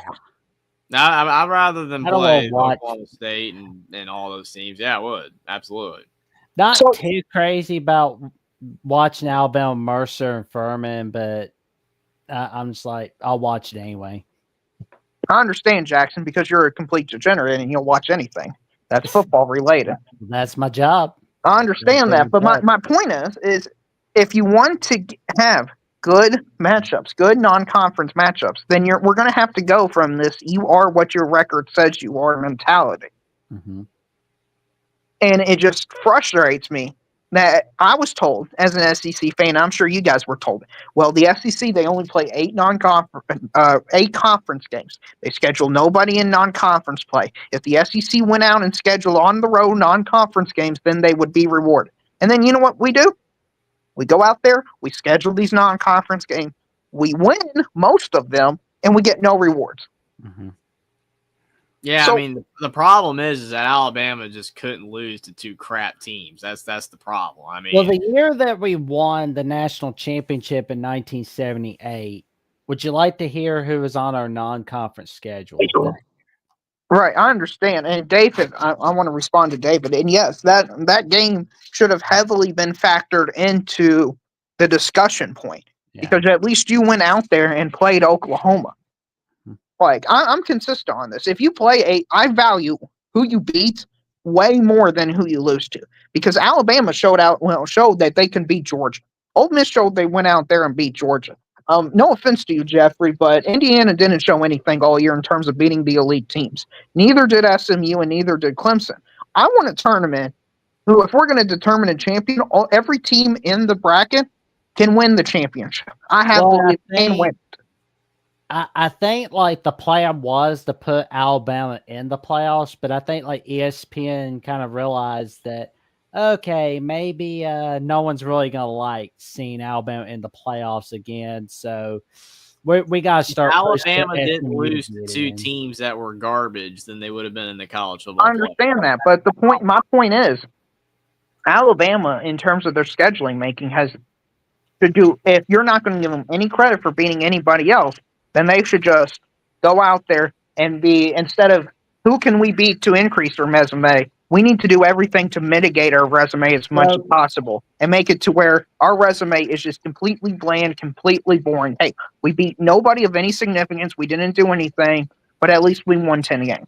I feel like, though, with the Big Ten having non-conference games, though, and the SEC having 8, that it does warrant having at least one non-conference game that is a decent opponent, like Wisconsin, because that's your 9th game, and then the rest of them are garbage. I mean, so it's essentially the same thing. Like Indiana had played non-Big Ten teams. I know the Big Ten weaker than the SEC. I get that, but Indiana had 3 trash games, and then they had non-conference games. Alabama had 8 conference games, 1 actual non-conference game, and then the other 3 are trash. I mean, so it's the same thing essentially, though. It Right, is I the understand. same thing. I understand where you're coming with it, and I need to see it without the divisions for a few years. The thing is, the Big Ten East versus the Big Ten West. I mean, the Big Ten West, putting them in the Big Ten East tier for a while here is my issue. Hopefully, I explained that well. I don't think I did, but my point is with the scheduling imbalance going forward, it really just depends on a case-by-case basis this year instead of looking at the conference as a whole. Because I see that a lot of people when defending Indiana, they're like, well, they're in the Big Ten. They're in one of the two best conferences. It's like, that should be irrelevant. You should just look at the schedule that they played and determine is that schedule good enough for them to make the college football playoff. Thing is if you're going off of that, Notre Dame shouldn't have made the playoff either. I mean, I think there's an argument they shouldn't have. Bad. I mean, that's the problem. Oh, I agree with that. There's an argument they shouldn't have. I think their wins, though, were slightly better than Indiana's, and I think we're at a certain point where you just run out of teams. It's right, I know, but I mean, now in hindsight, the Michigan one's not as bad as it first appeared. Well, I didn't have the ability of hindsight a month ago. I don't have this Doctor Strange ability where I can open a portal and look into the future. So I can't judge the future. All I can say is Notre Dame beat Texas A&M and they beat Louisville, who I thought was on par with Michigan. Whereas Indiana, I thought Notre Dame beat Louisville more convincingly than Indiana beat Michigan. And that Texas A&M win was just so good. I think they belonged in the playoffs. But I heard Sean a while back ago wanted to come on and talk. Yeah, but you also, real quick, though, you had Indiana beat Washington with a backup quarterback. And in the bowl game, I know what bowl game, whatever, doesn't matter, but Louisville beat Washington by 1. I mean, yeah, but Louisville had a backup quarterback too. Tyler Shuck wasn't in that game.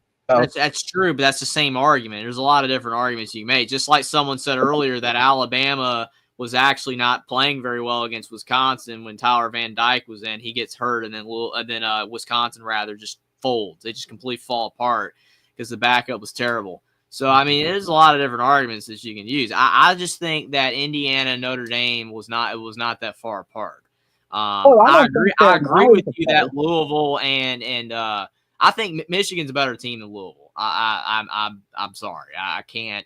Michigan has too much talent. Yeah, that's fine. And that's a valid and fair opinion. Louisville's better. Now A&M's probably A&M's better than Michigan, but. I mean, what makes it a better win for Notre Dame is how they won and that it was on the road. But it was week 1, too.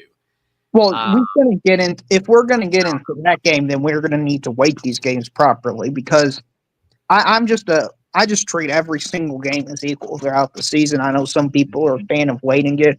I know this is why Adam Lamperola believes Florida. The thing is, though, the reason why, because I know what you're saying with Florida, that I do think that matters, though, because when you look at the fact that Nebraska – right? Nebraska just absolutely blew the doors off Colorado early in the season, correct? They blew them out. They played fantastic in that game. Went 5-1 to start the year, and then they sucked after they lost to IU. Just absolutely sucked.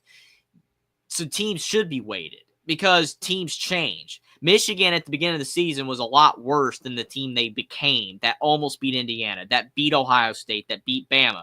They were worse earlier on in the season. So I do think weighting does matter. So like Miami beating Florida the way they did in week 1 was a very impressive win, but then Florida got better.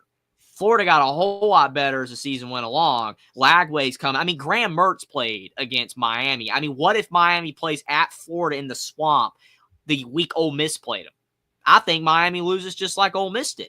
So you do have to weight games to an extent when you have legitimate evidence to suggest that team got better or worse.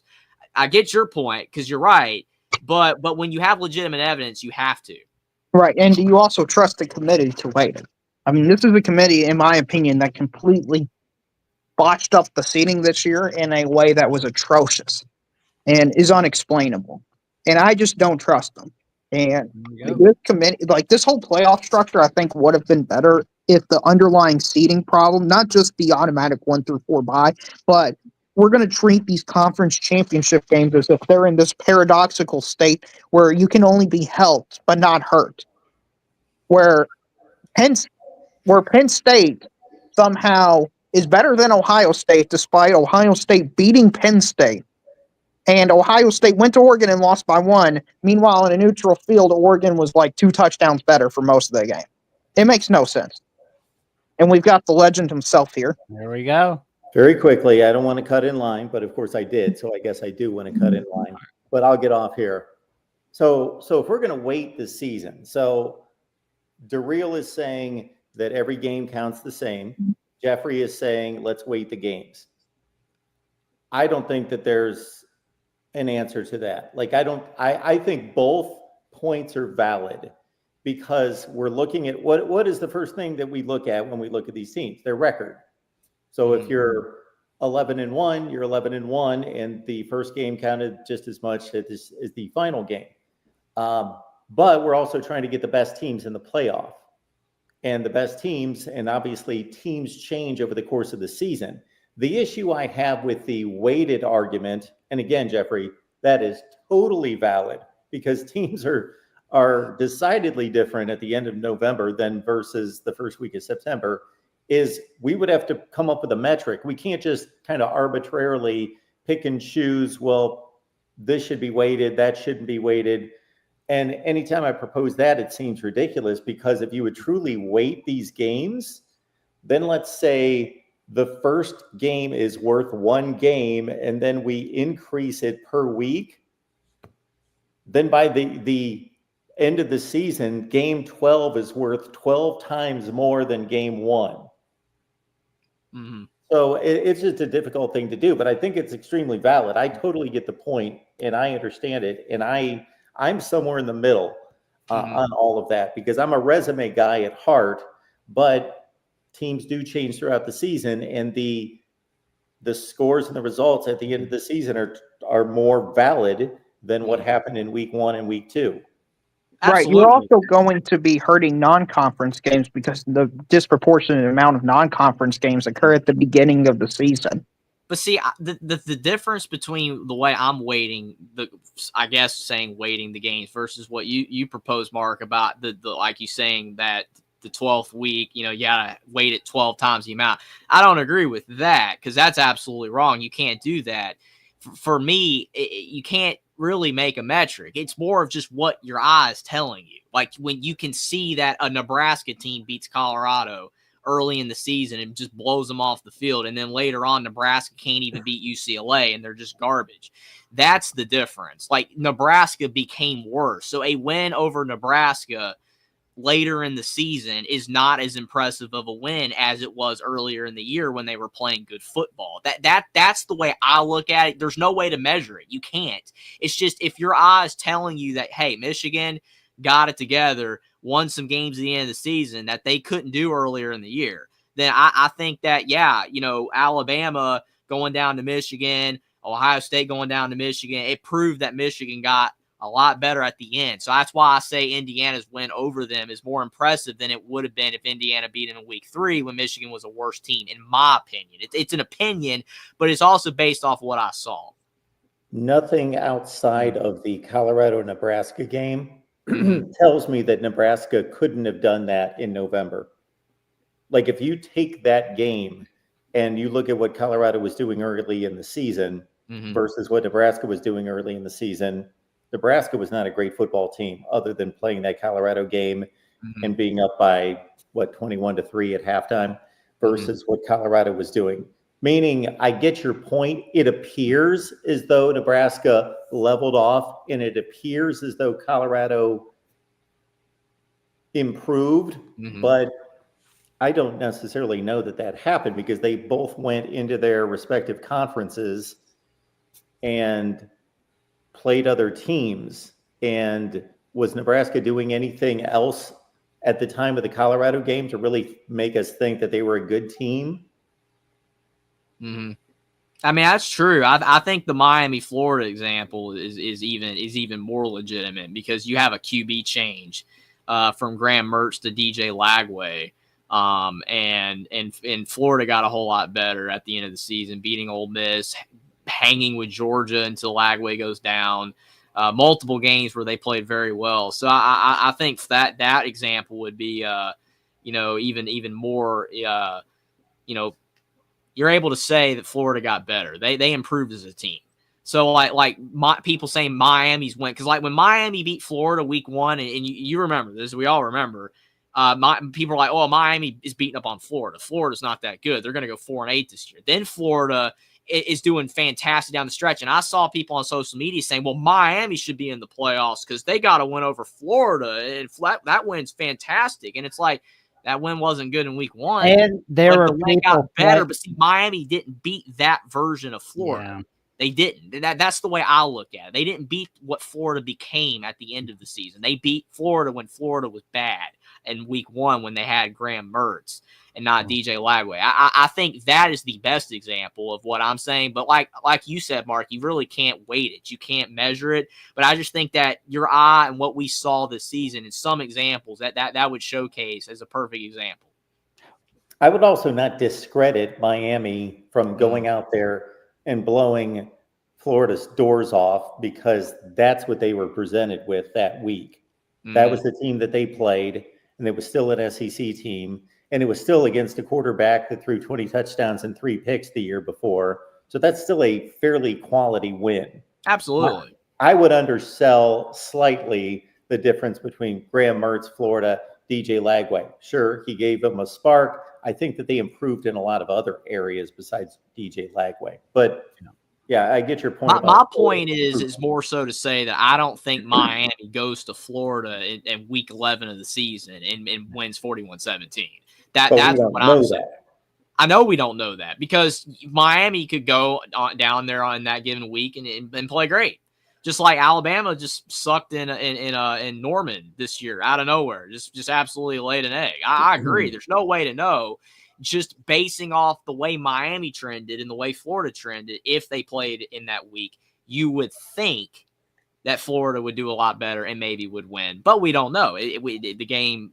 That's why people always say out of 10. Oh, well, Oklahoma beat Bama this time, but out of 10 games, Bama would win 8 times.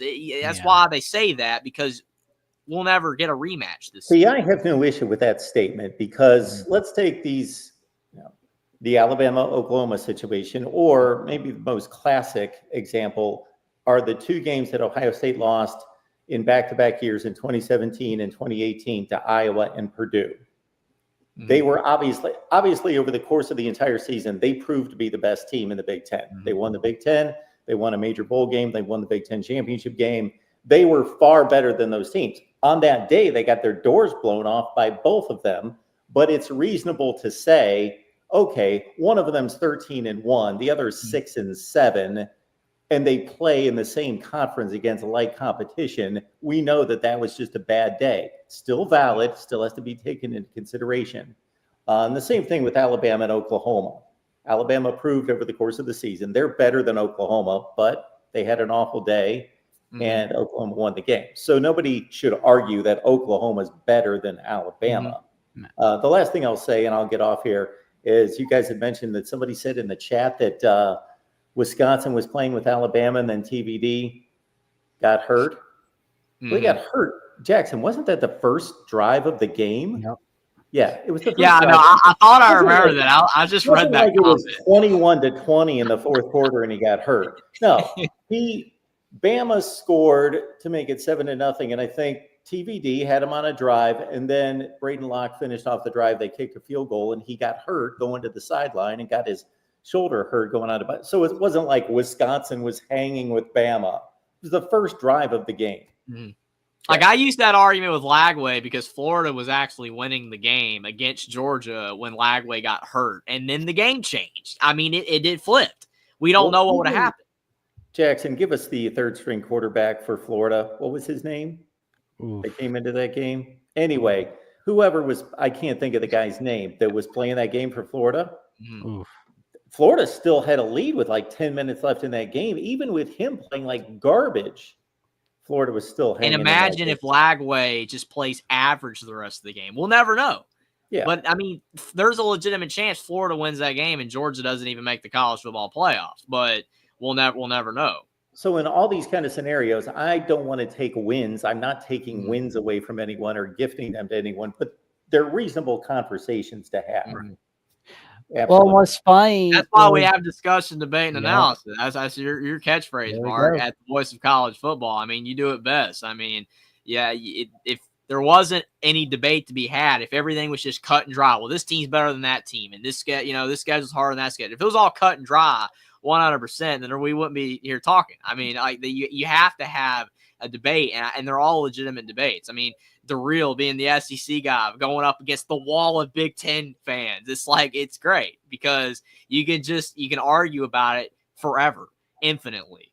Oh, speaking of that, Jeffrey, which conference is better this year, the Big Ten or the SEC? There we go. Right on cue, Mark. Mark. We got the Appreciate voice. you coming on. So you can come on in and check out the Voice College Football X Count, where you will get top-notch discussion, debate, and analysis with no off-season. You can get all kinds of awesome shows like, Fourth Wall inside 16th Wall, inside 64th Wall. Then there's the Ohio State Call-In Show with Garrison and Ryan Stanos, TJ and friends on the Michigan Call-In Show. Steve Hellwag and Tony Girdman joining Mark on Buckeyes Live every Wednesday, but it was on a Thursday today for, obvious reasons. And let me tell you something. You're in for a wild ride right here on the Voice College Football. Stay tuned. Good promo, Jackson. Do you, it was good seeing Mark in here as well. Surprise visit. Special guest, legendary person in general. Not caller, just person in general. But, do you think having a 8th seed and a 7th seed in the first year of this format is indicative of how broken the format is, or do you think it's a fluke? I think you could maybe say I don't want to use the word fluke. It's not a fluke because Ohio State, that's a better word, absolutely. Maybe, but I do think it's more the system's trash. It is trash. Now, in my opinion, there's a few things we should do to fix the system immediately. We need to get rid of auto buys, and we need to make it to where Clemson and these teams are based on where you're seated. And then they don't deserve to get those spots. It's just dumb. And then the third thing we need to do is we need to make it to where the conference championship game loser gets punished as well. Because, like, Penn State, okay, shouldn't be ranked higher than Ohio State, okay? That makes no logical sense. Texas got punished for losing to Georgia again. But Penn State, it just doesn't make any sense. The thing is, though, is that if they do punish them severely for a conference championship loss, then teams are going to want to opt out of the game. Right, which leads to my next question is, why does it matter if you win your conference? Like, we've made it to where winning your conference automatically gets you in, but I would argue this is the least relevant season of conference championships ever. Yeah, the games, were no one really cared. I mean, it's sad. I remember when the conference championship games, like you remember Jackson. I mean, like Florida, Bama, 09. I mean, you remember that game? Does anybody remember that game? That's college football. I'm sorry, that's college football. Today it's not the same. That game, Tebow, you know what I'm saying? McCarron, you know what I'm saying? Like that era of football, like. To Alabama winning, getting the torch from Florida, and then winning it all that season. That is college football. Yeah. This isn't college football. I mean, like when we're talking about games, like conference championship games not mattering, Ohio State, Michigan not mattering, it's just bad. It looks terrible. Yeah. Right. Like I was watching, I don't know if you all had this feeling watching the Texas-Georgia game, but after it was a horrible game in terms of stylistically, but after the first quarter, I'm like, both these teams are in the playoffs. Why do I really care who wins? And I shouldn't have that feeling. But that's honestly the feeling. Like Josh Pate said he heard from people that it was an exhibition game vibe. Like that should be unacceptable to have that type of vibe. Well, and honestly, I was afraid of when they did this. I kept telling people that when they expanded it to 12 teams, it was going to make more and more and more of these games that are now more games are going to matter now. It's going to get more teams in and more games are going to matter. But I said that the biggest games that used to be everything, it meant everything, are going to matter a whole lot less now. And people said I was crazy. I was not wrong. I said that these big games, the Michigan, Ohio States, the Bama, Auburn. See, you know, Auburn's been bad for, you know, but you know, these type of games, these big SEC and Big Ten games, and now these conference championship games mean a whole lot less. Now it just makes games like Ole Miss and Florida matter. Because, like, oh, well, if Ole Miss beats Florida, they're in the playoffs. Wow, that's cool. And since they lost, now they're not. That's great for college football that game matters. Well, yeah, that game matters now, but now conference championship games mean a whole lot less. Big rivalry games mean a whole lot less. You're sacrificing how big those select few games were, making them less important to make more games matter that shouldn't have mattered that much to begin with, outside of it just being a solid football game. And that's what's sad. And that's what people didn't understand, and a lot of people missed when they did this. Would you all mind if you all brought Sean in? I've got something I would like to ask. Absolutely. Let's bring him on. Sorry for the long Sean's wait. been waiting way too long. Sorry about the wait, Sean. Give me just 1 second, guys. Hold on.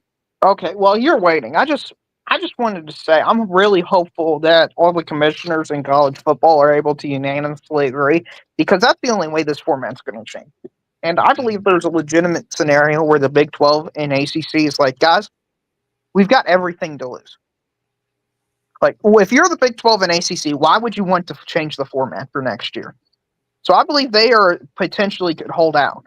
Now, nobody's reporting it or nobody's saying anything, and everybody's saying they should be all in and they're agreeing to it. Change. Why would you change it if you're the Big 12 and ACC? This is your only chance of having any shot. That's a good point. That's absolutely a good point. I mean, because when you're talking about the fact that if you get rid of the Autobot system, that they're always going to be at the bottom of the rankings, and most of the time they're going to probably get blown out in their first game, and then it's just going to further show like, oh, well, these conferences are trash, they don't belong, whatever.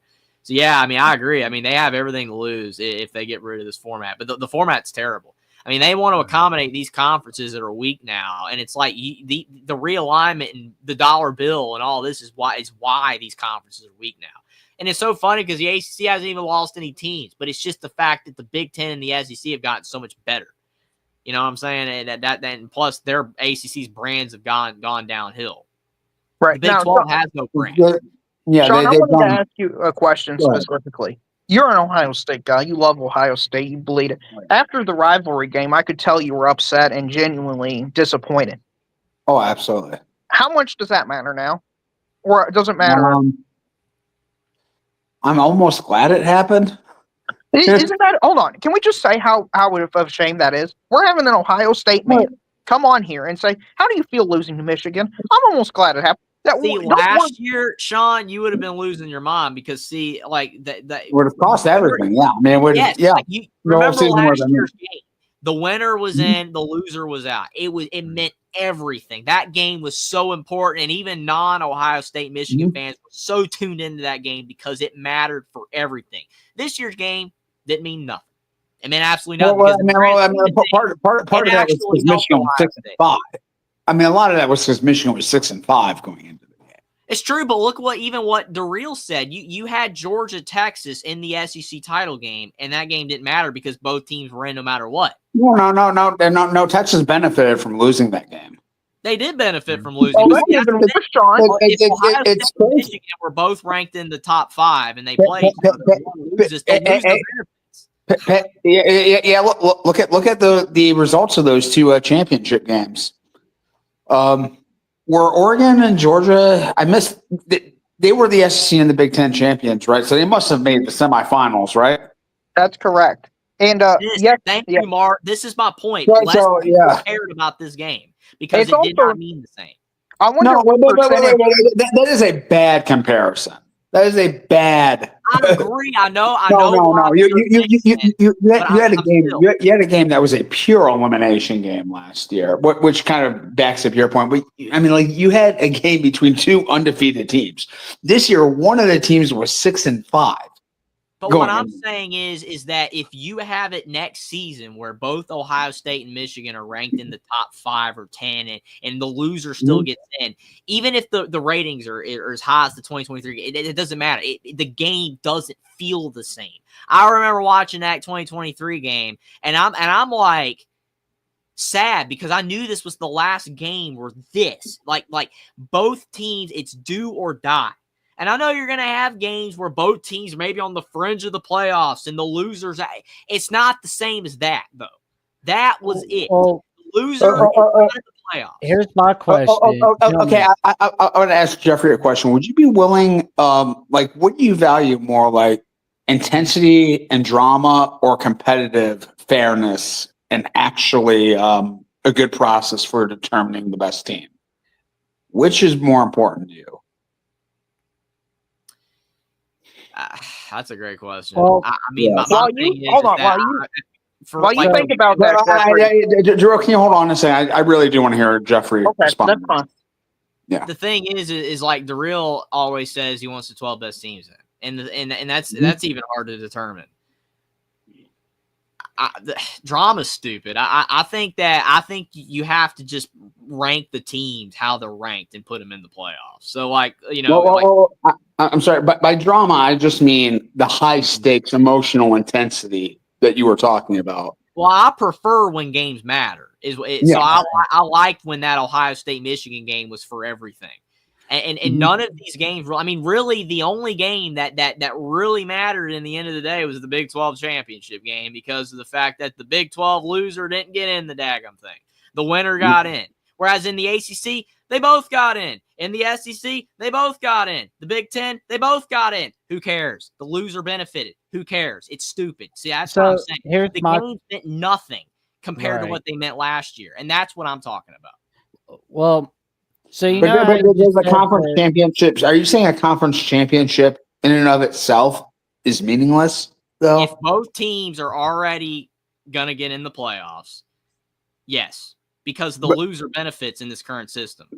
But I mean, like you're saying, the prize of winning a conference championship in and of itself is irrelevant. It doesn't mean anything. Ohio State didn't win the Big Ten, and yet they can win the national title. It means nothing, Sean. It means nothing.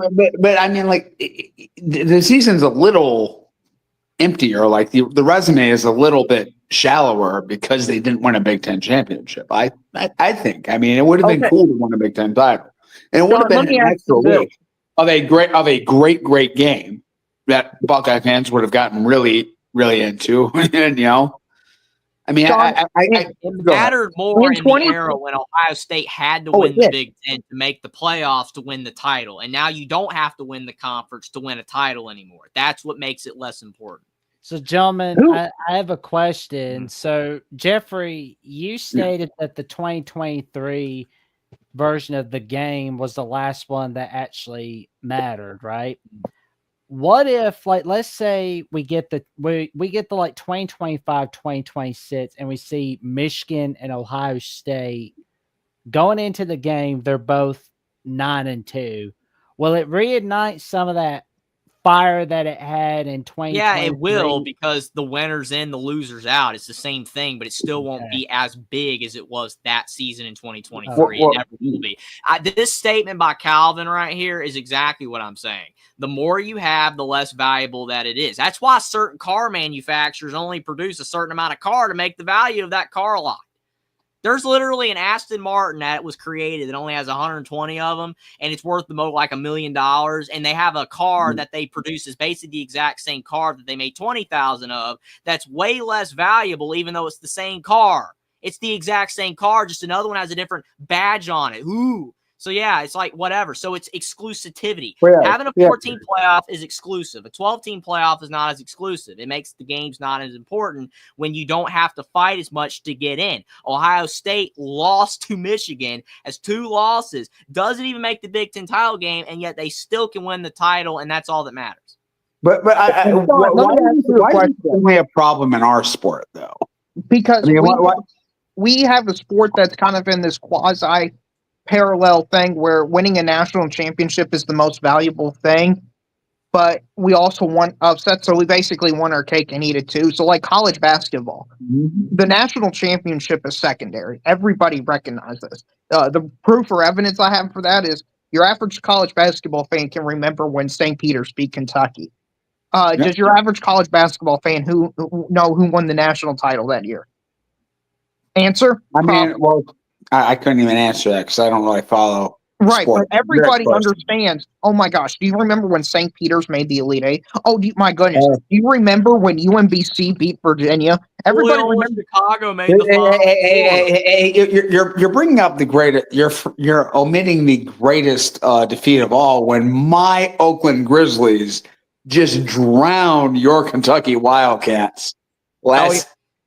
Hey, listen, in man, that was 2024. the best thing to ever happen to Kentucky. We got the Pope on our side, okay? We have a literal. I knew he was going to say that. He got Cal out of town. I mean, hey, just admit it, Darrell. You don't want to mess with the rats from Rochester. I do not want to mess with the Rats. That is correct. The Golden Bears, I do not want to mess with Oakland ever again. I do not want to see no Golden Grizzlies. Okay. Yeah, Golden Grizzlies. I don't want to see any. I didn't pay them $60,000 for you to mess up their mascot. Okay. I got you. I'll put more respect on the Golden Grizzlies name, and they should have. They had an argument to beat NC State. The basketball player either. Jack Golden. That guy. I mean, he was raining threes. Mm-hmm. Right. Who won? By the way, who won the national championship last year in basketball? Did we know that? Was it UConn? Yeah, it was Connecticut. See, well, we had to hesitate and think about it. Sean knows that. Right, but we had to hesitate and think about it by adding a we he just instantly went to. Right. Oh, I know Oakland won, and that's my point. Is everybody in college basketball understands this is a sport of upsets. Same with college baseball; it's a sport of upsets. And football, the most important thing is the national championship. And in my opinion, the worst thing that can happen in college football, that may honestly kill the sport. I'm not exaggerating. Is if Arizona State or that caliber of team beats Texas or Ohio State, that may genuinely kill the sport. Because everybody will point to that game and says, we need to expand it to 32 teams. Everybody will say, look at this miracle team. Nobody will care. Yeah, I know. They almost did. And the national championship would have been secondary this year. Nobody would have cared in general that Ohio State was going to win the national championship. The average person would have valued Arizona State over Texas more. Okay. Okay, but what I am going to say, Darrell, is the entire. I've been watching these morning shows on the sports, and they've been paying a lot of attention to college football the past month. There has been a lot of discussion around all these playoff rounds. There's been a lot of anticipation for all of the. It feels like the national championship still means something. Well, yeah. Well, Darrell's saying that if the game was an upset, Arizona State won, then people would have remembered that more. I get what he's saying. I get that. Right. I think the difference is, though, is that there's still not enough games. So you're talking about when you have a 68-team tournament in college basketball, people are only going to remember a select few games that stick out, right? That's why people just gravitate toward the Cinderella because it's unique, it's unusual. The Florida Gulf Coast, the Loyola Chicagos, the St. Peter's, the UMBC's, Fairleigh Dickinson, whatever. It sticks out. But in a 12-team college football playoff, yeah, there could be a big upset and people might remember that game, but they're still also going to remember the national title. Plus, college football fans tend to be way more invested in the sport. I'm talking about true fans. College basketball, there's a lot of people that don't even watch the regular season and then they watch the tournament. Whereas in college football, there's a lot more of us that watch the entire thing. We watch all these games. That's why we're discussing the Ole Miss Floridas and the Nebraska Colorado. So I feel like we would remember. I'm just saying, I feel like the thing that's hurting football the most is that all of these games that used to matter so much, these select few games, now mean less because you're making more things matter when they shouldn't matter. And you're lessening the impact. Why shouldn't they matter? Though. Because they shouldn't matter. Ole Miss Florida should not matter. That should just be a good football game. But it mattered because Ole Miss would have made the playoffs if they won that game, but they didn't, so they didn't get in. That game ended up mattering, but it shouldn't matter because it's not a game that should impact the playoff because it should have never been expanded to 12. If it was 4, then the Michigans and the Ohio States and the conference championship games and stuff like that would still be the most important thing leading up to the playoffs, where now it isn't. But then so now, I mean, so many fewer games throughout the season matter. You can basically say like nothing matters except what happens I would between prefer to teams have in the few top 10. games matter, and those few games matter a lot versus all these games matter, and none of them matter a whole lot. That's what I prefer. I prefer to have only like 5 or 6 games truly matter for the thing, if it means that those 6 games are that important, that massive, that big of a deal that everybody in college football is going to want to just gravitate toward that game versus now it's like, well, yeah, that game kind of mattered, but I'm going to check out this other game to see if SMU can get in the playoffs, when SMU should just be preparing for a good bowl game. That's the way it used to be. Now it's all these teams for a good meaningless bowl game. It so they can go be a meaningless bowl game, but now it is because we have an expanded playoff, and if you don't they became meaningless when Christian McCaffrey exposed the whole bowl system as a complete charade, saying, you know what? What's so stupid is that you play all season long and you can get hurt, but then in a bowl game you can get hurt. You can get hurt in any game. You could get hurt in the 12th game of the season. You know what I'm saying? Christian McCaffrey could have got hurt in his final game of the regular season at Stanford. Well, Jeffrey, that's the thing I was going to bring up is what happens when Ohio State this year says, guys, we're in the playoffs no matter what. We want to win the national championship. This Michigan game.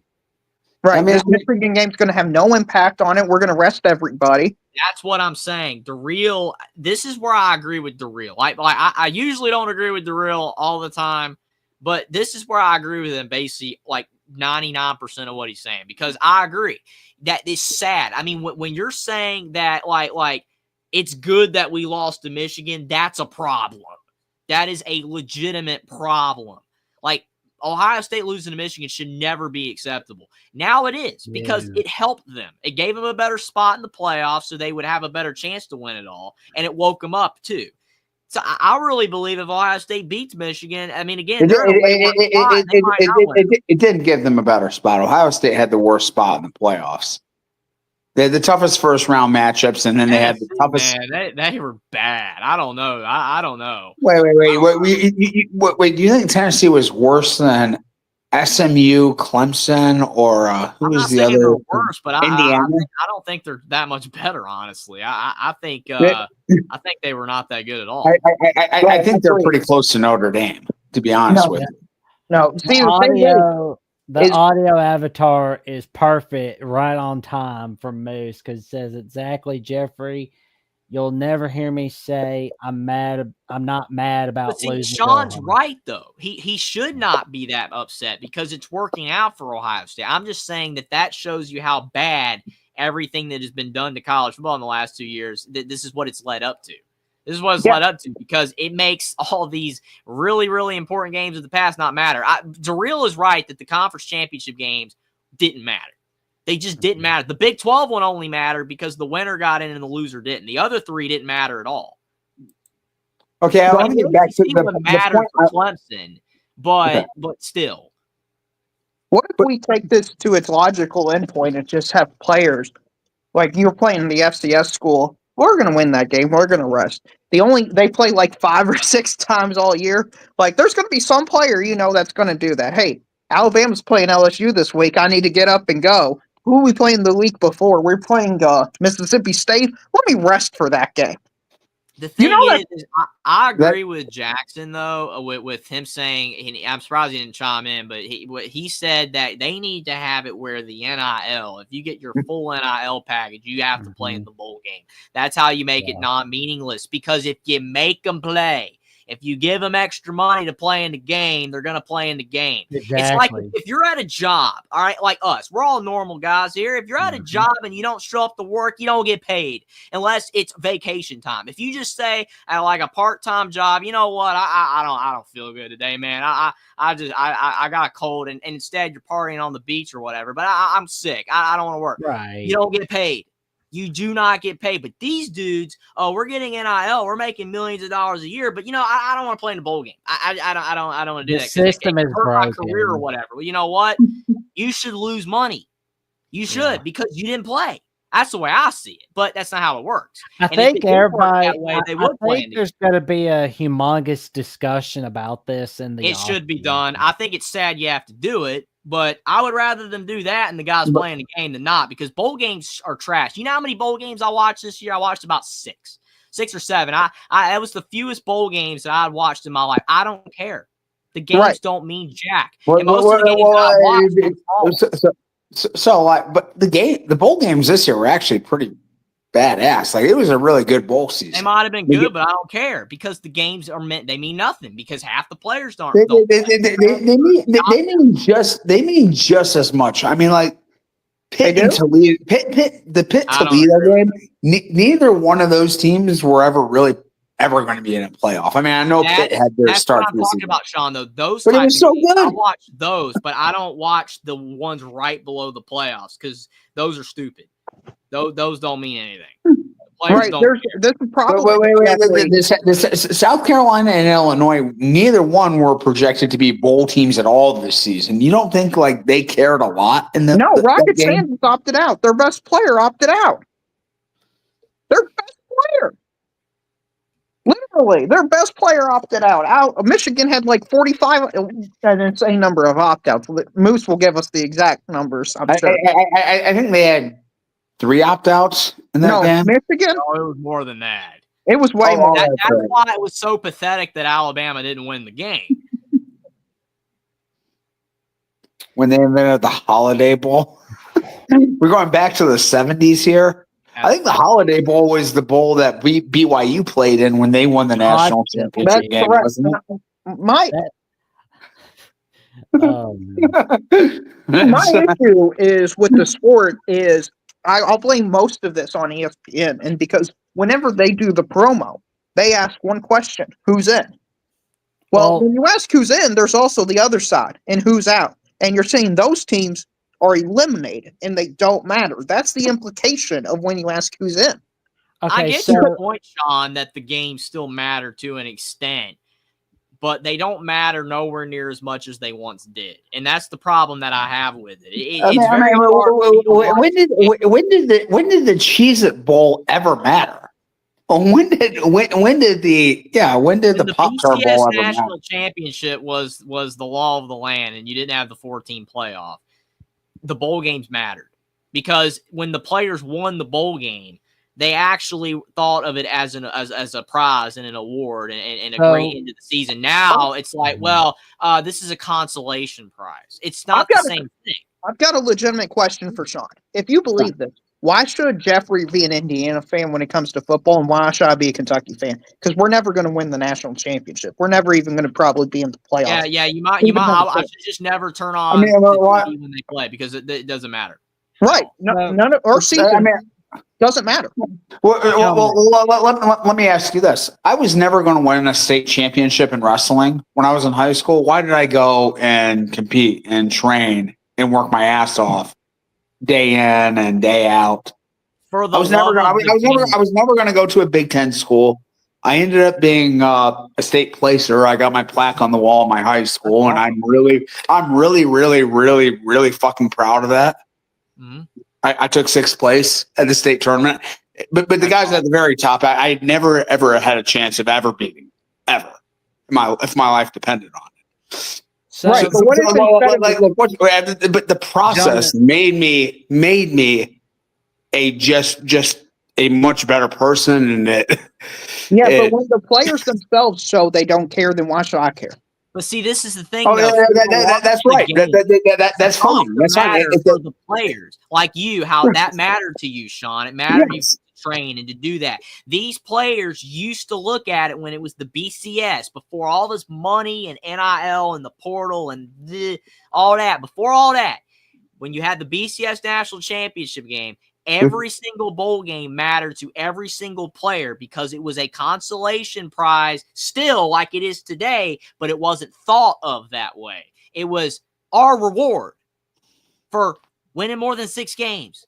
And we're on national TV, because back then, A lot more games were on national TV. See, today now you got freaking the NFL Network showing college football games. Every college football team's on TV now, so that's not a big deal anymore. Back in the past, you used to not be on national TV all the time. That was your one chance to be in front of the world, be in front of all of America, and say, you know what? We did this. We're 6-6, and we're playing another sucky 6-6 team, and we're going to try to go 7-6 and win this game. Now it doesn't mean crap, because all I'm thinking about is my next stop, where I can go in the portal. That's what it's all about. But okay, Jeffrey, like most of those teams in those 6-6 bowl games, like there may be 1 or 2 players in that game that are going to have any career in the NFL at all. The portal too. It's not even just the draft; it's the portal. Guys leaving for other programs before the bowl game and not even playing in it. That's the other problem. Then it's the academic calendar. There's nothing you can do about it. But it's just it's supposed to be the fact that you played an entire season with your team and you want to cap it off the right way and have that memory in your head for the rest of your life. You're never going to be an NFL player, but you won a bowl game with your team. You capped off that season. And I just don't see that spark and fire in most of these teams anymore. And that's what's dwindled my interest in the game. You know, I've said that in the years past. Like some years, the bowl seasons have been real duds. This year, they weren't. Like, if you were actually paying attention, like teams were really invested in them. Battles. This would. I mean, maybe like the undersold story is like, you know, the ESPN and whoever it is in college football did not promote how good this bowl season was, because it was really really good. Yeah, I watched a few of the games. I saw Pitt, Toledo. I saw Memphis, West Virginia. I saw a lot of those, but I didn't watch. Pop-Tart Bowl was pretty fun, but it was great. That was a great game. I mean, like, Yeah, but the thing is, Cam Ward didn't play the second half, so if the best player that example, that really frustrated me. Like I was like, I don't want the Titans. I was gassing up Cam Ward. I'm like, he's playing in the game. Good for him, whatever. Yeah. And the thing is, that when I turned on the second half, because I flipped to do another game and I turned it back over, and he wasn't out there. I'm like, what happened? And then the whole time in that second half, they were like, oh, Cam Ward, kudos to him for coming into the game and playing in the first half. And then it's like they lose the game. I'll say Miami loses the game. You're trying to tell me legitimately that if Cam Ward plays in that second half, that Miami still – they had 35 points at half. They scored 6 points in the second half. Are you kidding me right now? I don't even care. Iowa State's who won. I don't care about Iowa State. Miami won the game, and Cam Ward let him down. It's like if you weren't going to play in the second half, you shouldn't have played at all. That irritated me, man. That's just sick. Right? Yeah, I'm really. You gave your team a chance to win, and you didn't even follow it through. I mean, you got to be kidding me, man. That's terrible.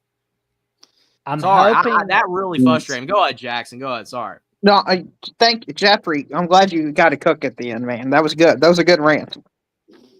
Yeah. Thanks. Anyway, I'm really hoping that because like the Titans have the #1 draft pick, I really hope they don't get Cam Ward. And And Moose. This is why he wanted to break the record. I found out about that later. That's why. Because once he broke the record, he didn't play. He broke the passing record. Yeah, it was something like that. He played at 2 air raid schools before then. So but the point is, and when like at the end of the season, and this is what frustrates me somewhat is these bowl games don't matter, and we got all these opt-outs. But yet people weaponize these arguments to claim one conference is better than another, or these teams can you do that.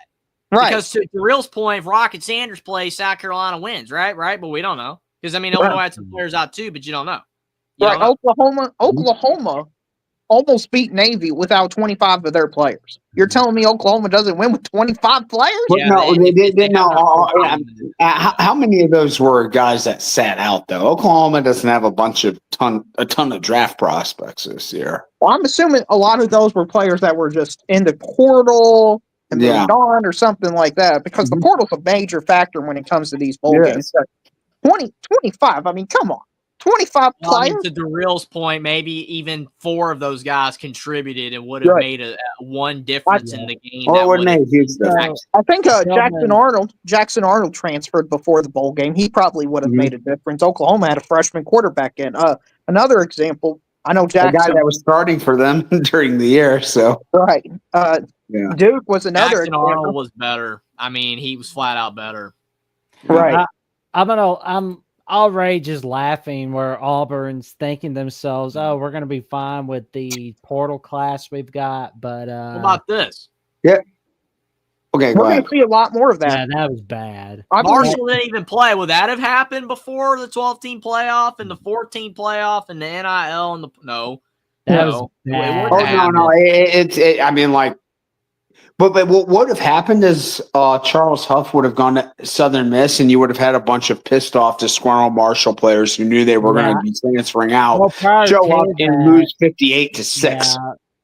I mean, Yeah, it that's would what would have have happened, but happened. it's still better than not playing at all, though. Well, and prior to that, there was a contract dispute between Charles Huff and Marshall. And the funny thing was, like, Marshall couldn't even get excited about the Sun Belt talk because it was like a load of horse dung was going on behind So the scenes. I have been meaning to bring this up. I haven't talked about this on any of our networks here. How embarrassing is it for Marshall after winning a conference championship to lose their coach to a team in the same conference that finished last? Yeah, in that worst team. I mean, it's a hilarious move. Oh, honestly. and Yeah. It'd be like the day after the national title, they announced that Ryan Day has agreed to become the next head coach of Purdue. Oh yeah. Yeah. Kalen DeBoer, he's going to Vanderbilt. Oh yeah, Washington State. Steve Sarkisian's going to Mississippi State. For a moment, Yep. I thought Washington State would opt out. Kirby's going to Kentucky. Yeah, I thought Washington State would opt out of the Holiday Bowl Jeffrey. because they were losing everybody. They lost their head coach, their OC, their DC, their QB, a lot of their star guys. They were losing so many people that you need the new SpongeBob narrator to replace the old narrator.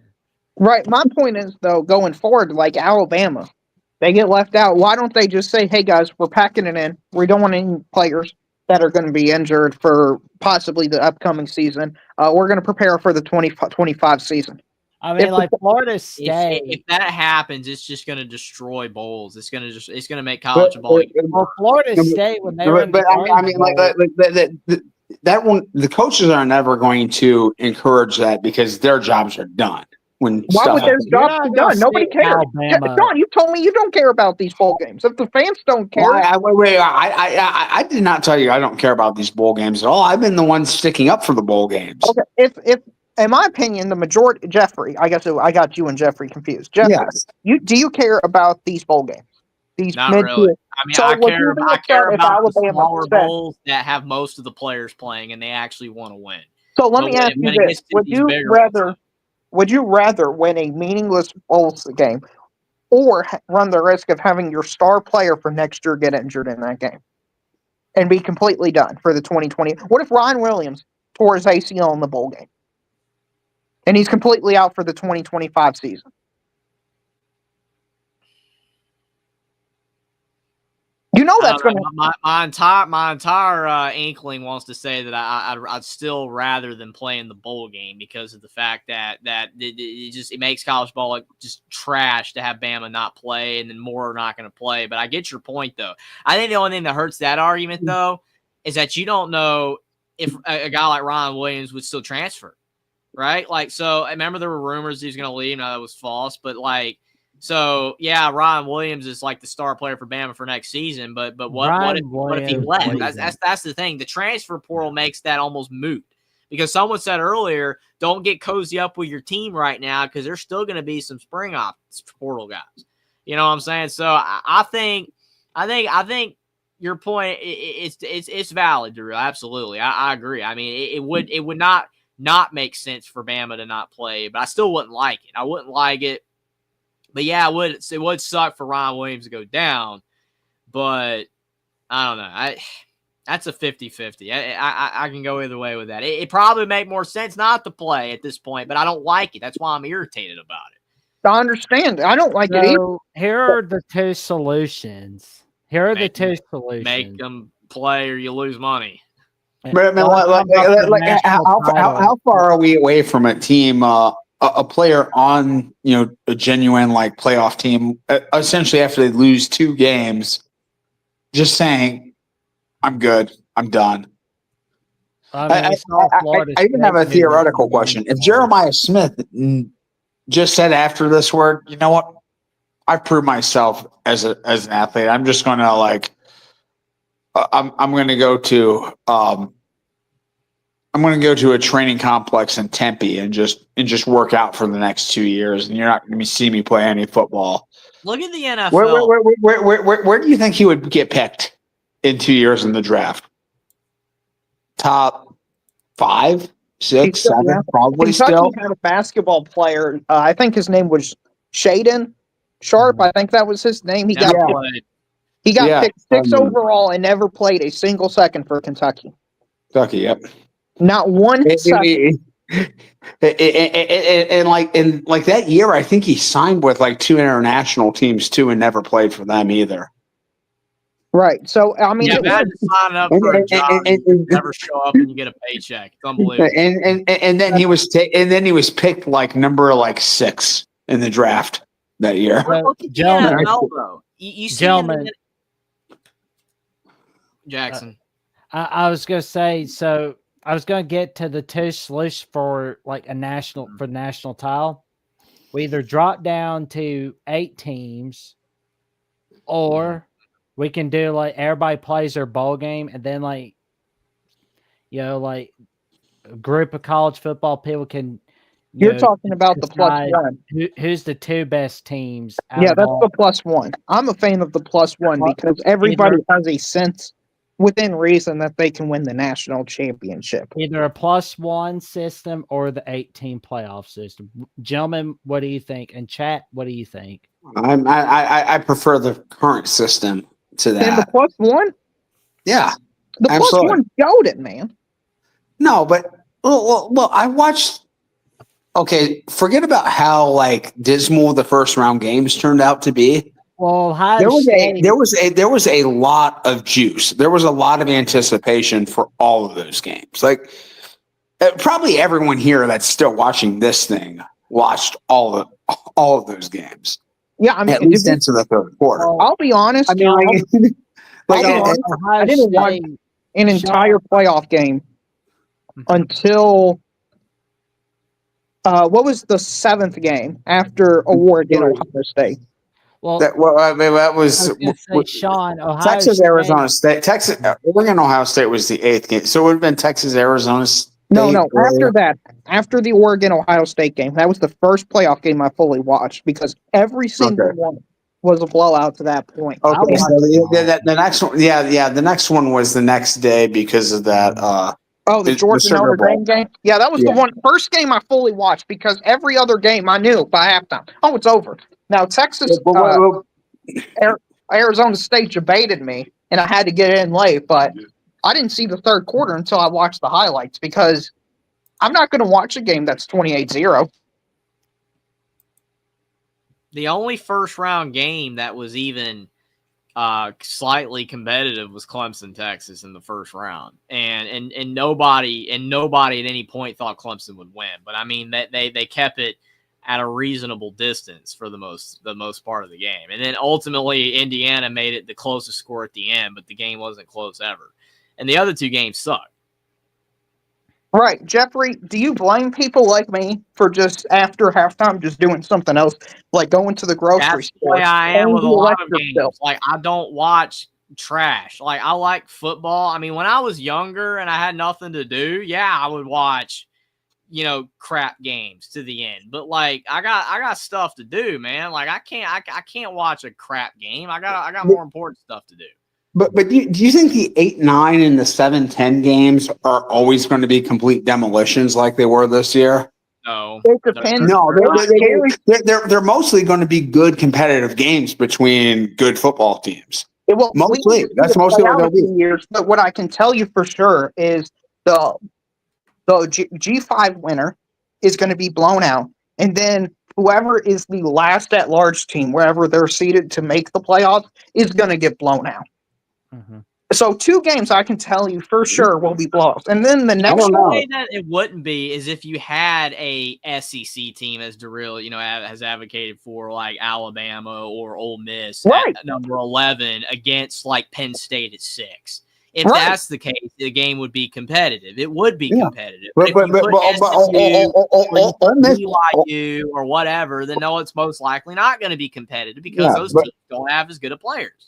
But teams like Ole Miss and Alabama screwed things up this year by screwing it up in the regular season. Those teams should have been in the playoffs. I do think that the division's giving Penn State and Notre Dame legitimate games. I don't think the division's being gone helped either. I do think that there is somewhat of a thing called familiarity. I don't know if I'm drawing a stretch, but it is kind of ironic. It is kind of ironic that 2 of Alabama's losses are to teams that they don't actually play. I know. I'm stretching it here, but think about it. Oklahoma's not in the SEC now. They are. They don't play Vandy hardly ever. I think there's some validity to that. Ole Miss lost to Kentucky. Ole Miss is in the West. Kentucky's in the East. They don't normally play. There's familiarity with the West in the Big Ten. The Minnesota's, Wisconsin's, the Iowas. They play it every year. They used to. You go and you play in the different division, the other side of the division, and you don't play them as often. I think that screwed the SEC more so than anything else. I think the division's going away and the conference becoming harder because you've added more teams. I think that's what screwed them more so than because none of those teams lost non-conference games like that. And this is like the real point. The non-conference games don't matter because Alabama. I was irritated at Alabama fans on social media complaining, "Oh, the non-conference is why we didn't get into the playoff." No, it's not. Yeah, that's you didn't make the playoffs because you lost 3 conference games. It had nothing to do with the non-conference. Right. But the thing they should have been arguing is, hey, we went out there, we went on the road, and we played a non-conference games, and we got no rewarded, nothing. It wasn't even consideration. It wasn't even a talking point. That's what they should have argued. Meanwhile, you had SMU and Indiana play Cupcake City, and they get in. And like Sean makes a point about this every time, so I'll use it here. Clemson, look who they played, and they get punished. They should have been ranked ahead of SMU. Yep. But all we're sending as signals is, hey, it doesn't matter who you play, and to increase your resume, you got to do a bunch of damage mitigation. That's what irritates me. I was so mad last year when Texas was ranked ahead of Alabama because of the head-to-head, even though Texas had the worst loss to Oklahoma and Bama's only loss was to Texas. They had the better one over Georgia, but they were still ranked at 4 and Texas was at 3. If that's a head-to-head, all I heard was head-to-head. Well, head-to-head, Texas beat Bama, head-to-head. Clemson, like you just said, beat SMU, but they're ranked behind them. And then Ohio State beat Penn State, but they're ranked behind them. BYU beat SMU. Right? Yep. Yeah, and BYU, I argued on the show, Sean. I argued on the show, and BYU should have been ahead of SMU. But my point is, neither of those teams should have been in the playoffs. We should have had Alabama, Ole Miss, South Carolina, Miami in the playoff instead of those teams. Why? Because they chose to play nobody in non-conference games. Okay? That's their fault. They didn't do anything to increase their resume. They play in bad conferences. Therefore, their conferences need to be treated like crap because their conferences are crap. The ACC is objectively crap this year, okay? When you go 2-11 in bowl games, your conference is bad. And honestly, I mean, I don't even know if Syracuse's win over Washington State should count. That's that's almost embarrassing that Syracuse gave up 35 points. Absolutely, Sean. Great point. That's a perfect example of a game of why bowl season doesn't matter to me as much. You just said it right there. Right. That game was trash. That was one trash. of few. It's not even about the fact that the game itself, because it kind of was competitive. Yeah. But it was the fact that Washington State, if they had actually had their entire team and Syracuse had their entire team, that would have been a good football game. And instead, Washington State's just gutted, just absolutely gutted. And they could have done what Marshall did and just said, we're not going to play. But they did. They tried, and I commend them for it. Now, I mean, like, that's been a problem in recent bowl years. Is that there have been a lot of teams that have just been completely fallen apart from the end of the regular season to the bowl game. This year, there weren't many. This year, it was basically it was like Washington State and Oklahoma. That was basically it. And Marshall. I mean, well, Marshall, of course, because they didn't even play. But the ACC literally could have lost every bowl game. Literally, I mean, Syracuse got lucky with Washington State. We still could have won. You never know, but maybe not because they gave up that many points anyway. And then Louisville won by 1 point. So let's say this: the ACC was 0-11 in bowl games against teams outside of the state of Washington this year. It's really bad. I mean, Louisville beat Wash. Louisville was 8-4, and I know I get the court, whatever, but I'm just saying, like, that's just not a good look, though. Right. Washington sucked all season. They were horrible. And what I'm hopeful for this playoff is everybody understands the ACC is not that good and the Big 12 is not that good. And next year, the tie goes to the SEC and Big 10. I honestly believe we knew this, though. Like, why are people surprised? There's people online that are legitimately surprised. We knew when realignment happened that the Big 12 and the ACC were weak. We knew this. Jeffrey, let me tell you. Go on to John Kurtz's channel. Go on to Locked On Big 12. Go on to their channels. Just watch their content for me, okay? Just watch their content and come back next week and say that. See if you believe that, okay? Because I honestly believe these people believe the Big 12 is better than the Big 10. The Big 12 doesn't even have one brand. They have not one brand in college football. Not one. They have nothing. They're all just a bunch of teams ranked from like 20 to 25 to 50. That's the entire conference. Jeffrey, I'm not saying you're not wrong. What I'm saying is, I know we're in agreement. It just irritates me because it's annoying. Like all season long, I kept hearing on TV they were like, "The Big 12 is chaos. Who could have foreseen this?" And it's like, we all could have foreseen it. Wait. You're telling me the team where the team that was the conference where the team that was picked last preseason ended up winning the conference? That was a chaotic conference. That's why Kurt Signetti should have won Coach of the Year over Kenny Dillingham. Kenny Dillingham, good job. But the conference is objectively trash. The thing is how much of a difference is there between Arizona State, BYU, Colorado, and all those teams to Kansas? What's the difference? There's literally no difference. I'm glad, Jeffrey. Do you know how many games Kansas lost by one score? Hold on, Jeffrey, I got to step in. Jeffrey, my buddy, I got to step in, brother. Okay, go listen to John Kurtz, man. He was arguing when Kansas had 6 losses and was 2-6. Man, they're a good team. They just beat up on this elite Big 12 team, and then next week he's like, "Man, this Kansas team's 4-6, and they're still beating up on these elite Kansas is sneaky good 5-6. Man, nobody's giving Kansas the respect that they deserve." I'm not. You have to. You're laughing. I'm being serious. This is something that was actually said in public. Okay. Now I wouldn't say it in public. Okay. I'm going to tell you that right now. I wouldn't say it in public. You had people like, do you know who Tim Brando is? He's a Fox commentator. Mm-hmm. He's talking about how he was with CBS for a really. He was talking about on the 365 Sports how he wouldn't be surprised if Arizona State or Boise State won their first round playoff game. I honestly believe these people hold these positions. Arizona State came awfully close. Sean, we all know it would have been a shocking upset if Arizona State won that game. Okay, we don't revision this history. We understand. Okay, it would have been a miracle so big that touchdown Jesus himself would have risen from Notre Dame Stadium and flown out to Tempe, Arizona. Okay, that's how big. I expected Texas to roll over them. I thought they'd win a lot easier than they did, but I think all three of them. It was like a 16-point spread. It wouldn't have been like epic all time. It would have been epic in terms of the grand history of the universe, but I'm saying it would have been a massive cataclysmic upset. And having some guys say, "I wouldn't even been surprised if Arizona State won."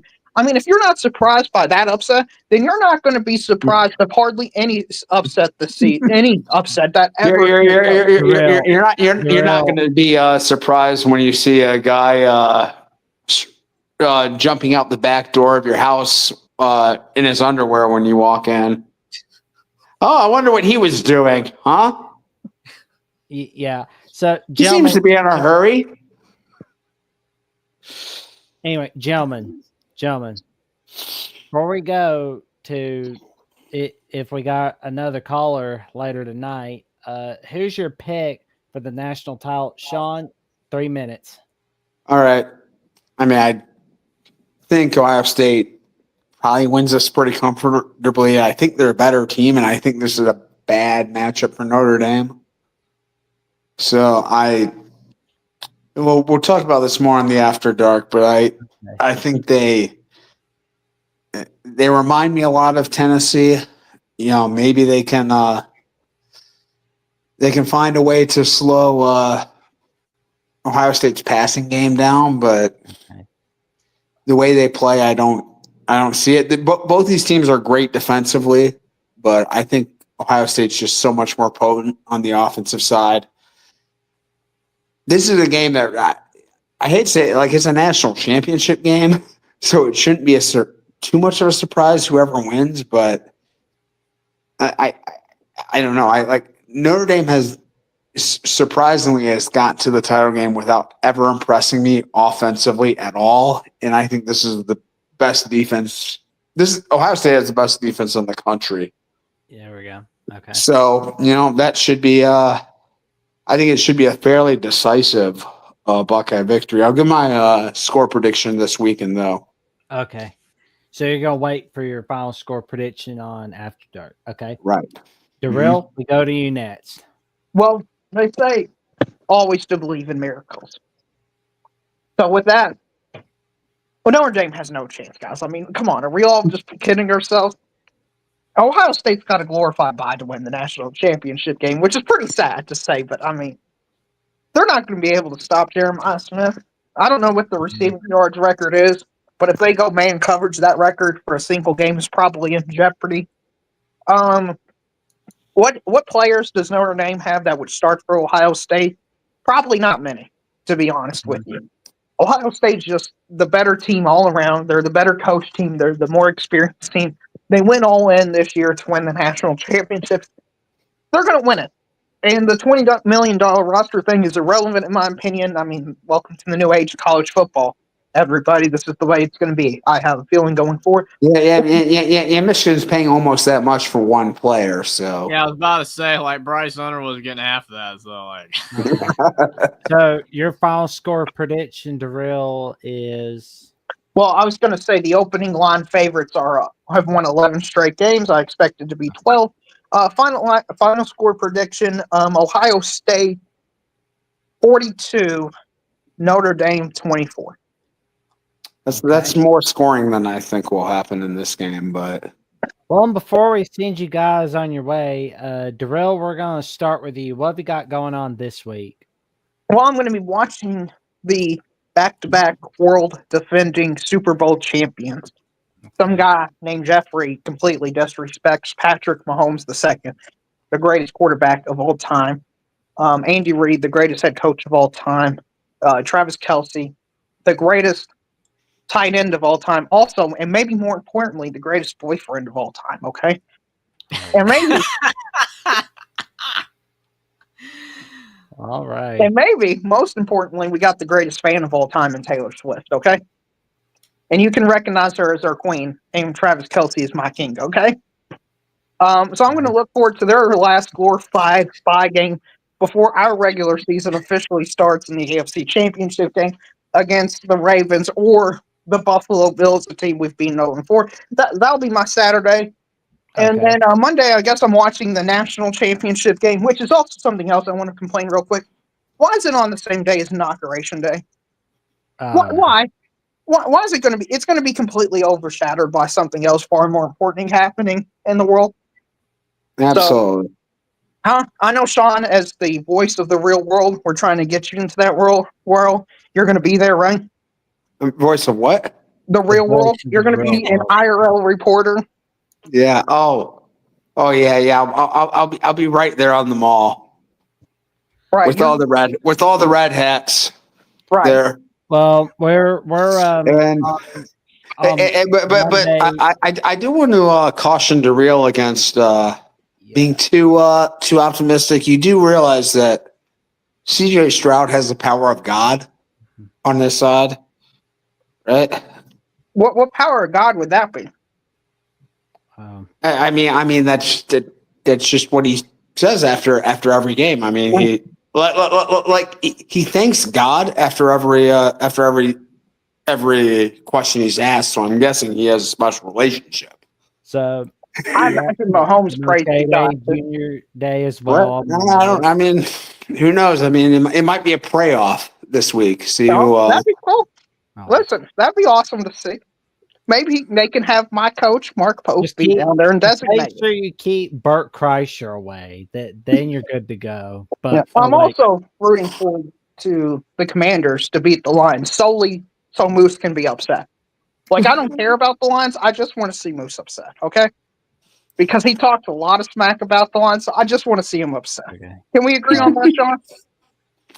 Yeah, I don't know. That kind of it kind of be. I live in Michigan, so it'd be kind of be fun to see them go through a run and just see people react to it. Oh, that's fine as long as they don't beat the Chiefs. That's the only thing that can't happen. Jackson, it's good being on the show. It's good talking to you. I'll see you next week when Ohio State wins the national championship. We have all these Big Ten fans talking about how their conference is the best conference of all time, but yet we can't cheer for conferences. So, and we'll hear Only Talk Sports disrespect the GOAT, Patrick Mahomes, again. Have a good night, Darrell. So Sean, what magic we got going on this weekend? Well, I will be like Darrell. I'll be locked into the divisional round of the playoffs. It's one of the best couple of days of sports. Like huge few days coming up for me. I've got a bunch of really good wrestling duels to watch tomorrow night, and then I've got the divisional round this weekend and the national championship on Monday. So yeah, it'll be very interesting. As always, catch me and Jackson, maybe Jeffrey, occasionally Jeffrey, when when he passes his probation test or whatever, and he's able to stay up. Well, Jeffrey's got a birthday coming up this weekend. He's Oh, really? He's going to be the legal drinking age. Legal drinking age where? In Latvia? Everywhere. Latvia.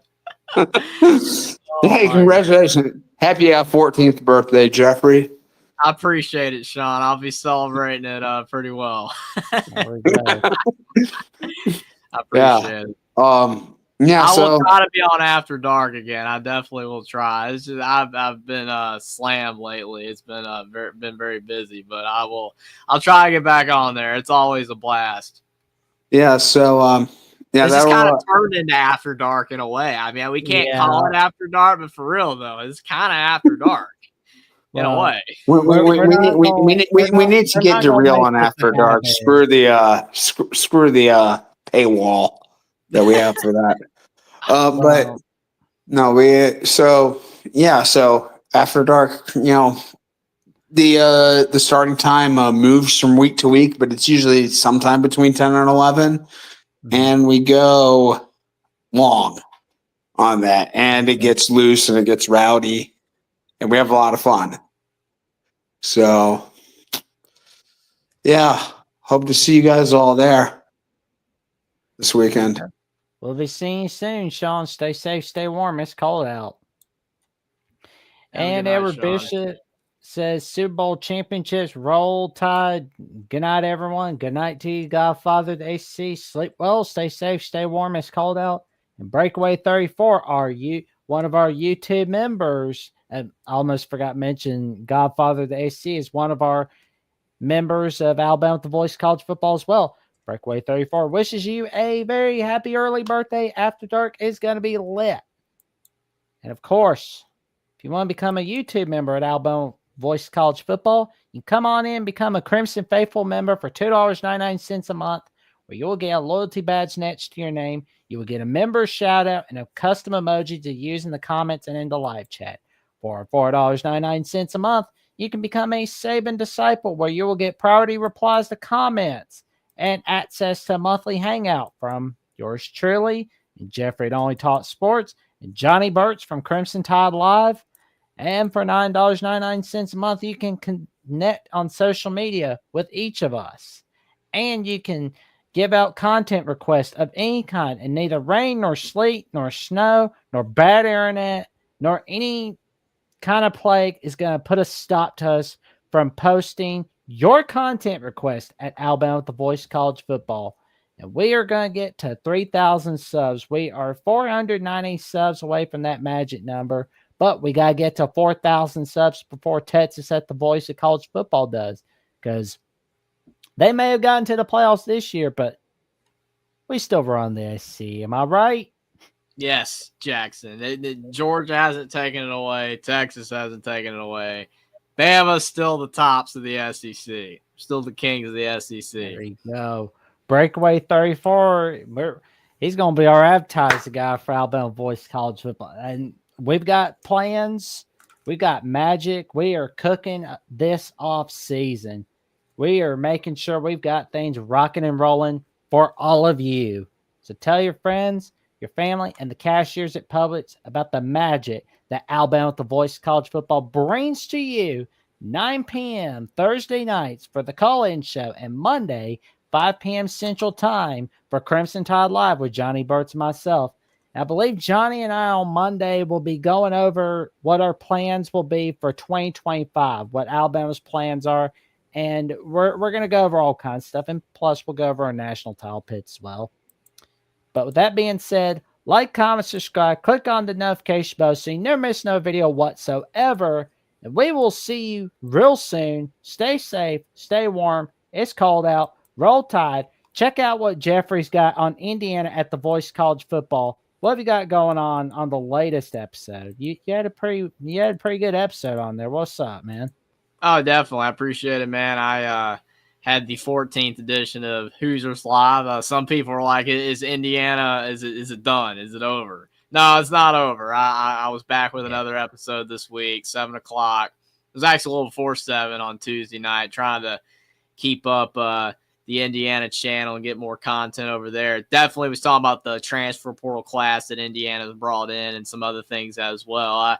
If it keeps getting any uglier, there might be some Mike Woodson rants. I know it's wrong sport, but we might have some Mike Woodson rants as well if it keeps getting ugly with Indiana basketball. But definitely a lot of content coming to Indiana at the Voice of College Football. I definitely appreciate if you guys go subscribe over there. And also my own personal YouTube channel as well, Only Talk Sports, where I talk sports every single day, or at least I try to. Have a show with Will and D.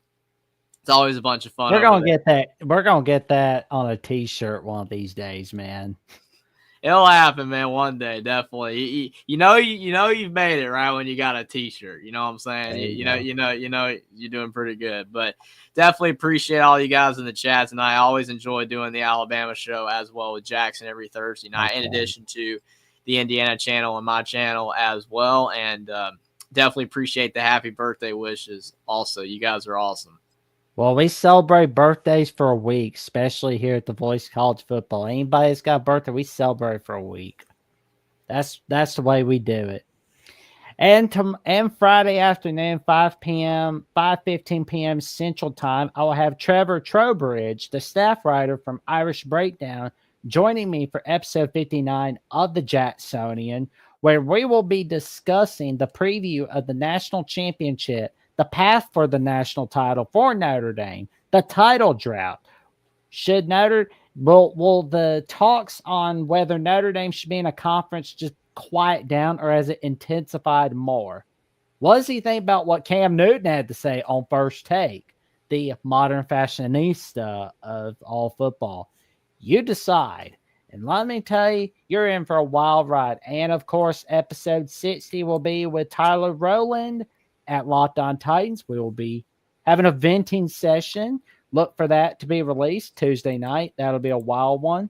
And of course, you can check out Jeffrey at Only Talk Sports at Only Talk Sports on X.